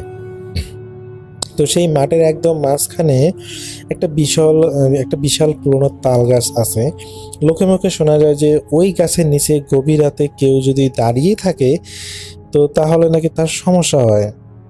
তো চাচা এসব কথায় জানতেন এবং তিনি জেনেছিলেন। তো আসলে তিনি এগুলো পাত্তা দেন না, কারণ তিনি কতদিনেই তো এই গাছের নিচ দিয়ে এসেছেন, কিছুই তো হয়নি। তো তিনি আসলে ওই গাছের নিচ দিয়ে আসার সময় তিনি সবসময় গুনগুন করে গান গাইতে গাইতে তা আসতেন। তো ঠিক সেই রকমভাবেই তিনি সেদিনেও ওই গুনগুন করে গান গাইতে গাইতে মাঠের কাছাকাছি আসতেই দেখলেন যে গাছটার নিচে একজন মানুষ ধবধবে সাদা পাঞ্জাবি পরে স্থির হয়ে দাঁড়িয়ে আছে। তো চাচা ভাবলেন হয়তো ওনার মতো কেউ একজন কাজ সেরে ফিরেছে, হয়তো তিনি এতক্ষণ বাজারে ছিলেন, হয়তো তার কাজ শেষ করে তিনি হয়তো বাসায় ফিরতেছেন, হয়তো বা তার সাইকেল নেই, হয়তো বা কোনো কিছুর আশায় দাঁড়িয়ে আছেন। তো তিনি যখন ওই লোকটার দিকে টর্চ লাইট দিয়ে মারলেন, কিন্তু আশ্চর্যের বিষয় রাসেল ভাই, টর্চের আলোটা লোকটির শরীরে পড়ার সাথে সাথে সেটা যেন আলোটাকে শুষে নিচ্ছে। আর মনে হচ্ছে যে ওই জায়গাটা অন্ধকারেই দেখা যাচ্ছে, অথচ লাইটে তার চার্জ ঠিকঠাক ছিল এবং সবকিছু রাস্তাও সবকিছু দেখা যাচ্ছে, কিন্তু ওই লোকটার কাছাকাছি যেন আলোটা কোনোভাবেই পৌঁছাচ্ছে না। তো তো তিনি বেশ অবাক হলেন যে কি ব্যাপার, লাইটটা এত কাছাকাছি তিনি দেখতে পারতেছেন না ঘটনাকে। তো তিনি হলো তার সাইকেল নিয়ে আরেকটু সামনে এগিয়ে গিয়ে যখন তিনি সেই লোকটার বরাবর লাইটটা আবার মারলেন, তিনি আবার বেশ অবাক হলেন। রাসেল ভাই তার কাছে মনে হচ্ছে যে ওই তার লাইটটা হলো, লাইটের আলোটা ওই লোকটার কাছাকাছি পৌঁছাচ্ছে না। তিনি যতই কাছাকাছি যে লাইটটা মারতেছেন না কেন, ওই লোকটাকে তার কাছে অন্ধকারেই মনে হচ্ছে যে ওই লোকটা ছায়ার মধ্যে বা অন্ধকারের মধ্যে দাঁড়িয়ে আছে। তিনি এটা বেশ কৌতূহল হলেন এবং এরকম করতে করতে প্রায় তিনি সামনাসামনি প্রায় 10 ফিট সামনে এরকম আর কি চলে এসেছেন। তো তখন তো আর লাইট মারার তার প্রয়োজন হচ্ছে না মুখে বরাবর। তো তিনি দেখতে পাচ্ছেন যে তার সামনে একজন সাদা পাঞ্জাবি পরা একটা মানুষ দাঁড়িয়ে আছে। তো তাকে জিজ্ঞেস করলেন যে কে ভাই আপনি, এত রাতে এখানে দাঁড়িয়ে আছেন? তো বলতেছে যে ভাই আমি না একটা বিপদে পড়েছি, আমাকে একটু সাহায্য করবেন? তো হলো মোশারফ ভাই যে বড় চাচা বললো যে কি সাহায্য লাগবে বলেন। ভাই আপনার সাইকেলটা দেয়া যাবে? আমি না এই সামনে যাবো আর আসবো। তো এটা শুনে তো মোশারফ ভাই চাচা বেশ অবাক হলেন। সাইকেল দিয়ে সামনে যাবেন আর আসবেন মানে বুঝি নাই, সাইকেল আপনার কি দরকার, আর আপনি এত রাতে এখানে কেন সেটা বলেন। তো ভাই দরকার আছে, আপনি একটু সাইকেলটা আমাকে দিবেন। তো এদের সাথে কথা বলতে বলতে মোশারফ ভাইয়ের চাচার চিন্তা করলাম যে হ্যাঁ আমি সাইকেল দেই, আর সাইকেল নিয়ে তুই চলে যা, পরে আমি এখানে দাঁড়িয়ে থাকি। তো মোশারফ চাচা হলো ওই মোশারফ ভাইয়ের চাচা উনি হলো বললো যে না আমার না, আপনাকে সাইকেল দেওয়া যাবে না, আপনার কি সমস্যা আমাকে খুলে বলেন, আমি চেষ্টা করবো আপনাকে সাহায্য করতে। এই আমি আপনার সাইকেলে যাচ্ছি কেন, আমার হলো এখানে কবরস্থানটা পার হয়ে আমার বাসা, আমি জাস্ট খালি আমার হলো একটা পাঞ্জাবি কাপড় আছে সেটা আপনার দ্বারা বানিয়ে নিব, এই জন্য বলতেছি। এটা শুনে তো মোশারফ ভাইয়ের চাচা খুবই অবাক হলেন যে কি বলে, উনি এত রাতে আমার কাছে সাইকেল নিয়ে, আমার সাইকেল নিয়ে ওনার বাসায় যে কাপড় নিয়ে আসবে, সেই কাপড় আবার আমাকে দিবে। তো এটা তো মনে ওনার খুবই ইয়া লাগে, যে বিরক্ত লাগে যে কি বলে। রাসেল ভাই এখানে বলি আসলে মোশারফ ভাইয়ের চাচার নাম হচ্ছে মোবারক। তো এই মোশারফ ভাইয়ের চাচার নাম মোবারক, তাদের আসলে চাচা ভাতিজার নামটা প্রায় কাছাকাছি। তো এই মোবারক চাচা তিনি অস্বীকৃতি জানালেন যে না সাইকেল দেওয়া যাবে না, এত রাত অনেক হয়ে গেছে, আপনি এক কাজ করেন কালকে আমার হলো দোকানের মধ্যে চলে আসেন, না কালকে হলো ঈদের নামাজ শেষ করে আপনি হলো সন্ধ্যার দিকে বা রাতের দিকে চলে আসেন, সে সময় তো কোনো কাজ কাম নাই, ফ্রি থাকবো, আপনি চলে আসেন, আমি আপনার পাঞ্জাবি বানিয়ে দিব। তো সেই লোকটাও হলো মানে একটা আশ্বস্ত হয়ে বলে যে আচ্ছা ঠিক আছে আমি আসবো। তো এই বলে মোশারফ চাচা হলো মোবারক চাচা, উনি হলো সাইকেল নিয়ে হনহন করে বাসায় চলে আসলেন। তো বাসায় আসার পর তার কাছে মনে হলো আচ্ছা ওই জায়গাটা মানে এখানে একটা কথা আসলে বলেনি যে ওই মোবারক চাচার বাড়ি থেকে তার বাজারের দূরত্ব মাত্র 3 কিলোমিটার। আর এই 3 কিলোমিটার দূরত্বের মধ্যে যত বাড়ি আছে সমস্ত বাড়িতে চিনেন, সেই মানুষগুলোকে চিনেন, যেহেতু তিনি অনেক দীর্ঘদিন ধরে বাজারে তার একটা দোকান আছে। তো প্রত্যেকটা মানুষই তার কাছে কম বেশি কাপড় তৈরি করেন। তো এখানে সেই যে লোকটা, সেই লোকটা আসলে কে, তাকে তো তিনি চিনলেন না। তাকে দোকানে আসতে বলেছেন ঠিক আছে, কিন্তু তাকে তো তিনি চিনলেন না যে, আর এই এলাকার তো প্রত্যেকটা মানুষেরই তো তার চেনা। তো এটা তিনি বাসায় আসার পর ভাবতে লাগলেন যে আচ্ছা আমি তো জিজ্ঞাসা করলাম না যে মানে সে তাকে চেনে কিনা বা হলো তার দোকান চেনে কিনা, কিছুই তো বললাম না। তো সে পরে হলো খাওয়া দাওয়া করে ঘুমিয়ে পড়ে সেদিনের মতো করে। তো পরের দিন ঈদ হলো, ঈদুল ফিতর ছিল। তো ঈদের হলো সারাদিনেই ঈদের আমেজটা কাটানোর পর সে তার কাছে এক্সট্রা কিছু কাজ ছিল, বলতে ওই ঈদের আগে হলো যাদের কাজ নিয়েছিল তো সবগুলো কাজ শেষ হয়নি। তো শেষ না হওয়ার কারণে তাকে আসলে ওই বাধ্য হয়ে ঈদের দিনই রাতের বেলা আর কি সন্ধ্যা হইতে হতে তাকে দোকানে যেতে হয়। সে চিন্তা করে যে দোকানে গিয়ে 3-4 ঘন্টা থেকে চলে আসবে, আর 3-4 ঘন্টায় তো তার 2টা কাস্টমারের কাজ হলেও তো সময় বাঁচবে। তো এই চিন্তা করে তিনি ঈদের দিন হলো সন্ধ্যার সময় তিনি হচ্ছে বাজারে যান এবং বাজারে যে দোকান খুলে কাজ করেন। তো দেখা যায় যে রাসেল ভাই ওই 2টা তো পুনরায় 2টা পোশাক তৈরি করতে করতে সে চিন্তা করতেছিল যে 4 ঘন্টায় হয়ে যাবে, কিন্তু রাসেল ভাই এখানে 4 ঘন্টার জায়গাতে প্রায় তার 5 ঘন্টা 6 ঘন্টা লেগে যায় এবং সে সেদিন দেখে যে তার ঘড়িতে রাত 12টা বাজে। তো চিন্তা চিন্তা করে যে আজকে সময় নেই দেই, অনেক হয়েছে, 2টা কাজ তো কমপ্লিট, এখন যেগুলো আছে এগুলো পরে করা যাবে। তো এই চিন্তা করে তিনি হলো পুনরায় তো সাইকেল নিয়ে বাসায় আসতেছেন। রাসেল ভাই সেম টু সেম ওই যে আমি যে প্রথম দিন যে বললাম যে একটা গাছের নিচে পাঞ্জাবি পরা একটা মানুষ দাঁড়িয়ে আছে, বয়স আনুমানিক 35 হবে। তো সে একই রকমভাবে গতকালের মতো আজকেও দাঁড়িয়ে আছে। তো এটা দেখে তো মোবারক চাচা খুবই অবাক হন যে কী ব্যাপার, আজকেও দেখা যায় এই লোকটা এত রাতে এখানে দাঁড়িয়ে আছে। এবং যখন তিনি সেই লোকটা পুনরায় তার টর্চ লাইট দিয়ে মারার চেষ্টা করেন, কিন্তু কোনোভাবেই সেই লোকটার ফেসটা স্পষ্ট তিনি দেখতে পাচ্ছেন না, ওই অন্ধকার মনে হচ্ছে যে সেই জায়গাটা অন্ধকার। তো পুনরায় গতকালের মতো তিনি কাছাকাছি চলে আসেন এবং এসে জিজ্ঞেস করেন কী ব্যাপার, আপনি আজকে দাঁড়িয়ে আছেন। তো রাসেল ভাই এখানে হলো ওই মোবারক চাচা দেখেন যে সেই লোকটার কাছে একটা সাদা কাপড়ের হলো একটা মানে পাঞ্জাবি বানাতে যে কাপড়ের পিস থাকে, সেরকম একটা সাদা কাপড়ের পিস সেই লোকটার হাতে। এবং যখনই মোবারক চাচার সাথে দেখা হয় ওনার, তো তিনি ওই লোকটা একটু খুশি মনে বললো যে আমি আসলে আজকে আপনাকে এই কাপড়ের পিসটা দেওয়ার জন্যই এখানে দাঁড়িয়েছিলাম। আসলে আপনার তো দোকানটা আমি চিনি না, তো আপনার আসলে দোকানে যেতে পারলাম না, যার কারণে আমি ভাবছি যে আপনি হয়তো এই দিক দিয়ে যাবেন, যার কারণে আসলে এই কাপড়ের পিসটা নিয়ে দাঁড়িয়ে আছে। তো রাসেল ভাই এটা হলো এরকম করে কথা হওয়ার পরে মোবারক চাচা বুঝলেন যে হয়তো বা সে লোকটা ঠিকই বলছে, হয়তো সে আমার দোকান চেনে না, এই জন্য দাঁড়িয়ে আছে। তো তিনি কথা না বলে তার কাছ থেকে হলো সেই সাদা কাপড়ের কাফনটা তিনি নেন এবং নিয়ে হলো তার সেই লোকটার কাছ থেকে বিদায় নিয়ে বাসায় চলে আসেন। এবং বাসায় আসার পর তো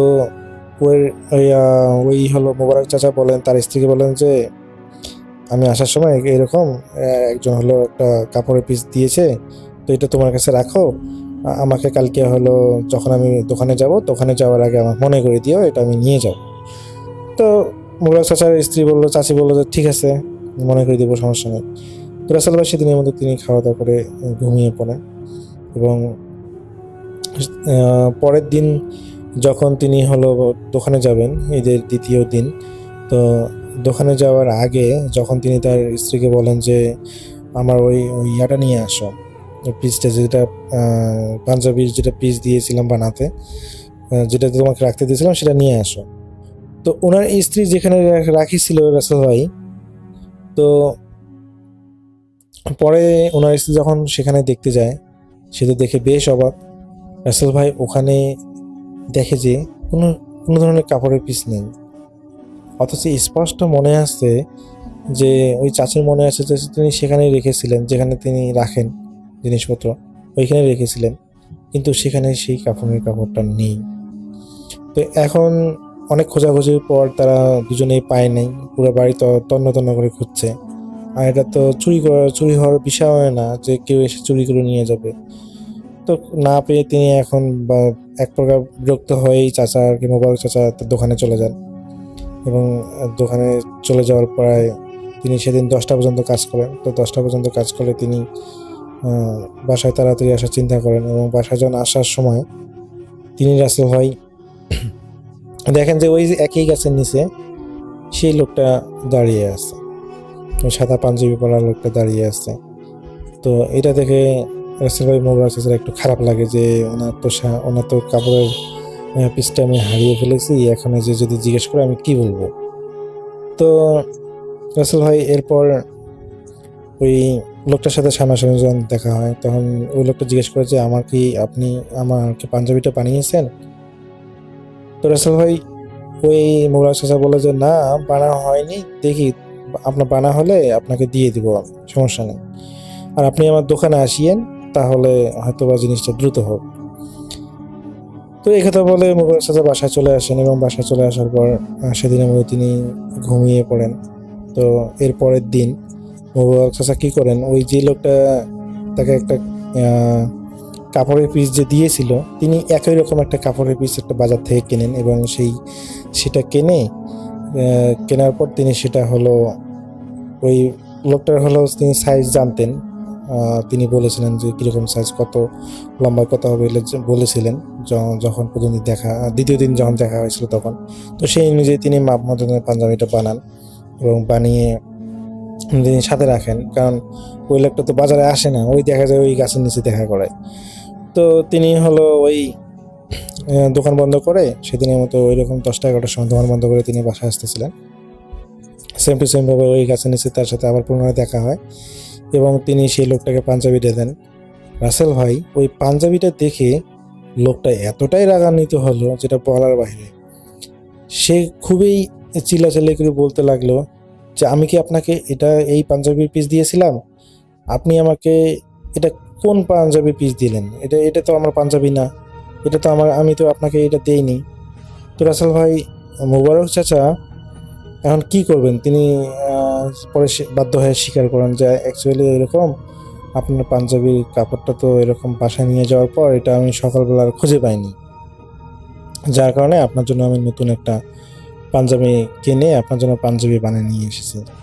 তো এটা হলো শোনার পর সেই মানুষটা খুবই রাগান্বিত হয় এবং তাকে ধমক দেয় যে তোকে আমি দেখে নিব, তুই আমার পাঞ্জাবির কাপড় মেরে দিয়েছিস, মানে অনেক অহেতুক কথা বলে। এবং বলতে বলতে সেই রাসেল ভাই ওই গাছের পিছনে যেয়ে উধাও হয়ে যায় এবং সে যাওয়ার সময় কিন্তু ওই পাঞ্জাবিটা সেখানে ফেলে রেখে যায়। তো এক প্রকার মোবারক চাচা বাধ্য হয়ে তিনি হলো সেই পাঞ্জাবিটা নিয়ে বাসায় চলে আসেন। তো এরপরে রাসেল ভাই তিনি অনুভব করেন যে ওই রাস্তা দিয়ে যাওয়া আসার সময়, এর পরের দিন থেকে তিনি যাওয়া আসার সময় দেখেন যে সে বটগাছের নিচে ওই যে লোকটা সাদা পাঞ্জাবি পরে থাকতো তাকে আর দেখা যেত না। কিন্তু ওই গাছের আশেপাশে দিয়ে যখন তিনি সাইকেল চালিয়ে যেতেন তখন তার কাছে অন্যরকম একটা ফিল হতো। সেটা হচ্ছে যে কেউ হলো মানে বিড়াল কান্না করতেছে করুণ সুরে, ছোটো বাচ্চারা কান্না করতেছে করুণ সুরে। তো এগুলো তিনি দেখার চেষ্টা করতেন, কিন্তু কোনোভাবেই তিনি সেই উৎসগুলোর খোঁজ পেতেন না। তো তিনি একদিন, সবথেকে রাসেল ভাই ভয়ঙ্কর বিষয় হচ্ছে তিনি একদিন আসার সময় দেখেন যে সেই বটগাছ না, ওটা নর্মালি ওটা মনে হয় গাব গাছ ছিল, আমি এক্স্যাক্টলি বলতে পারতেছি না রাসেল ভাই। তো মোশাররফ ভাই যেভাবে বলেছেন আমি সেভাবে চেষ্টা করতেছি। তো ওটা অ্যাকচুয়ালি গাব গাছ ছিল। তো ওই গাব গাছের পিছনে একটা বাচ্চা কান্না করতেছে। তো তিনি তো বেশ অবাক হন যে রাত বাজে এখন 11টার কাছাকাছি, আর এই সময় একটা বাচ্চা কোথা থেকে এলো, আর এখানে বাচ্চা কান্না করতেছে কেন?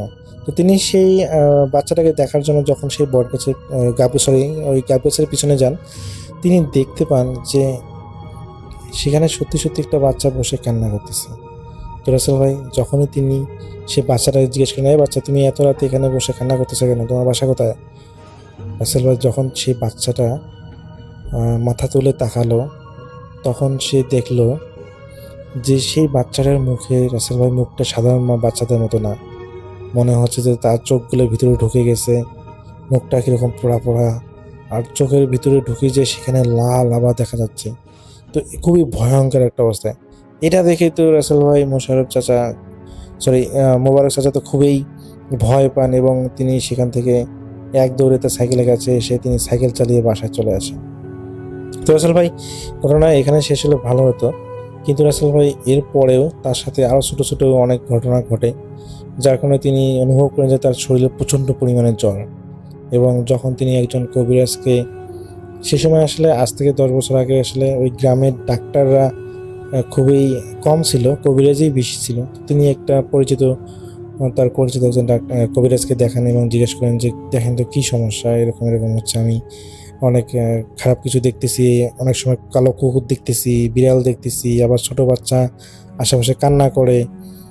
তো পরে যখন ওই কবিরাজ তাকে পরীক্ষা নিরীক্ষা করে এবং দেখতে পায় যে হ্যাঁ সত্যি সত্যি আসলে একটা আসলে জিন তাকে তার প্রতি আর কি চোখ দিয়েছে বা নজর দিয়েছে যেটা বলে। তো পরবর্তী তিনি আসলে তাকে রুকাইয়া অনুযায়ী যেটা আমল করতে দেন, যেটা করতে বলেন, সেটা পরবর্তীতে মোবারক চাচা করেন। এবং এর পরবর্তীতে তিনি ওই সাদা পাঞ্জাবিওয়ালা লোকটাকে আর কোনোদিন দেখেননি, এবং বাচ্চা কান্না বা বিড়ালের কান্না এই সমস্ত জিনিসগুলো তো আসলে তিনি আর কখনো এই ধরনের ফেস করেননি। তো রাসেল ভাই, এটাই ছিল মোশাররফ ভাইয়ের ঘটনা, তার চাচার সাথে ঘটেছিল। তার নাম হচ্ছে মোবারক চাচা। তো এই মোবারক চাচার একটা জীবনের সত্য ঘটনা এটা ছিল, তো তিনি আমাকে শেয়ার করেছেন। তো আমার কাছে আসলে ঘটনাটা খুবই ভালো লেগেছিল, যার কারণে আপনার কাছে শেয়ার করা। তো রাসেল ভাই, এটাই ছিল ঘটনা।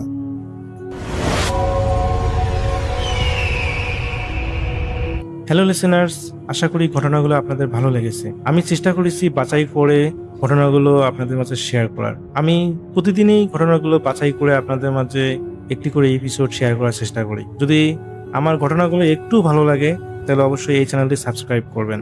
আর আপনারা কোথা থেকে এই ঘটনাগুলো শুনতেছেন, যদি আপনাদের ঠিকানাগুলো জানান তাহলে আমি অনেক কৃতজ্ঞ হব। তাহলে আমি বুঝতে পারবো যে আপনারা কোথা থেকে শুনতেছেন। এছাড়াও আপনাদের মাঝে যদি কোনো ঘটনা থেকে থাকে তাহলে অবশ্যই আমাদের ইমেলে দেওয়া ঠিকানায় ঘটনাটা পাঠাবেন। তাহলে নেক্সট এপিসোডে আপনার সেই ঘটনাটা আমরা রাসেল ভাইয়ের মাধ্যমে অথবা আমরা নিজেরা পড়ে শোনাবো। তো ভালো থাকবেন, সুস্থ থাকবেন, এই প্রত্যাশায় আজকের মতো বিদায় নিচ্ছি। আল্লাহ হাফেজ।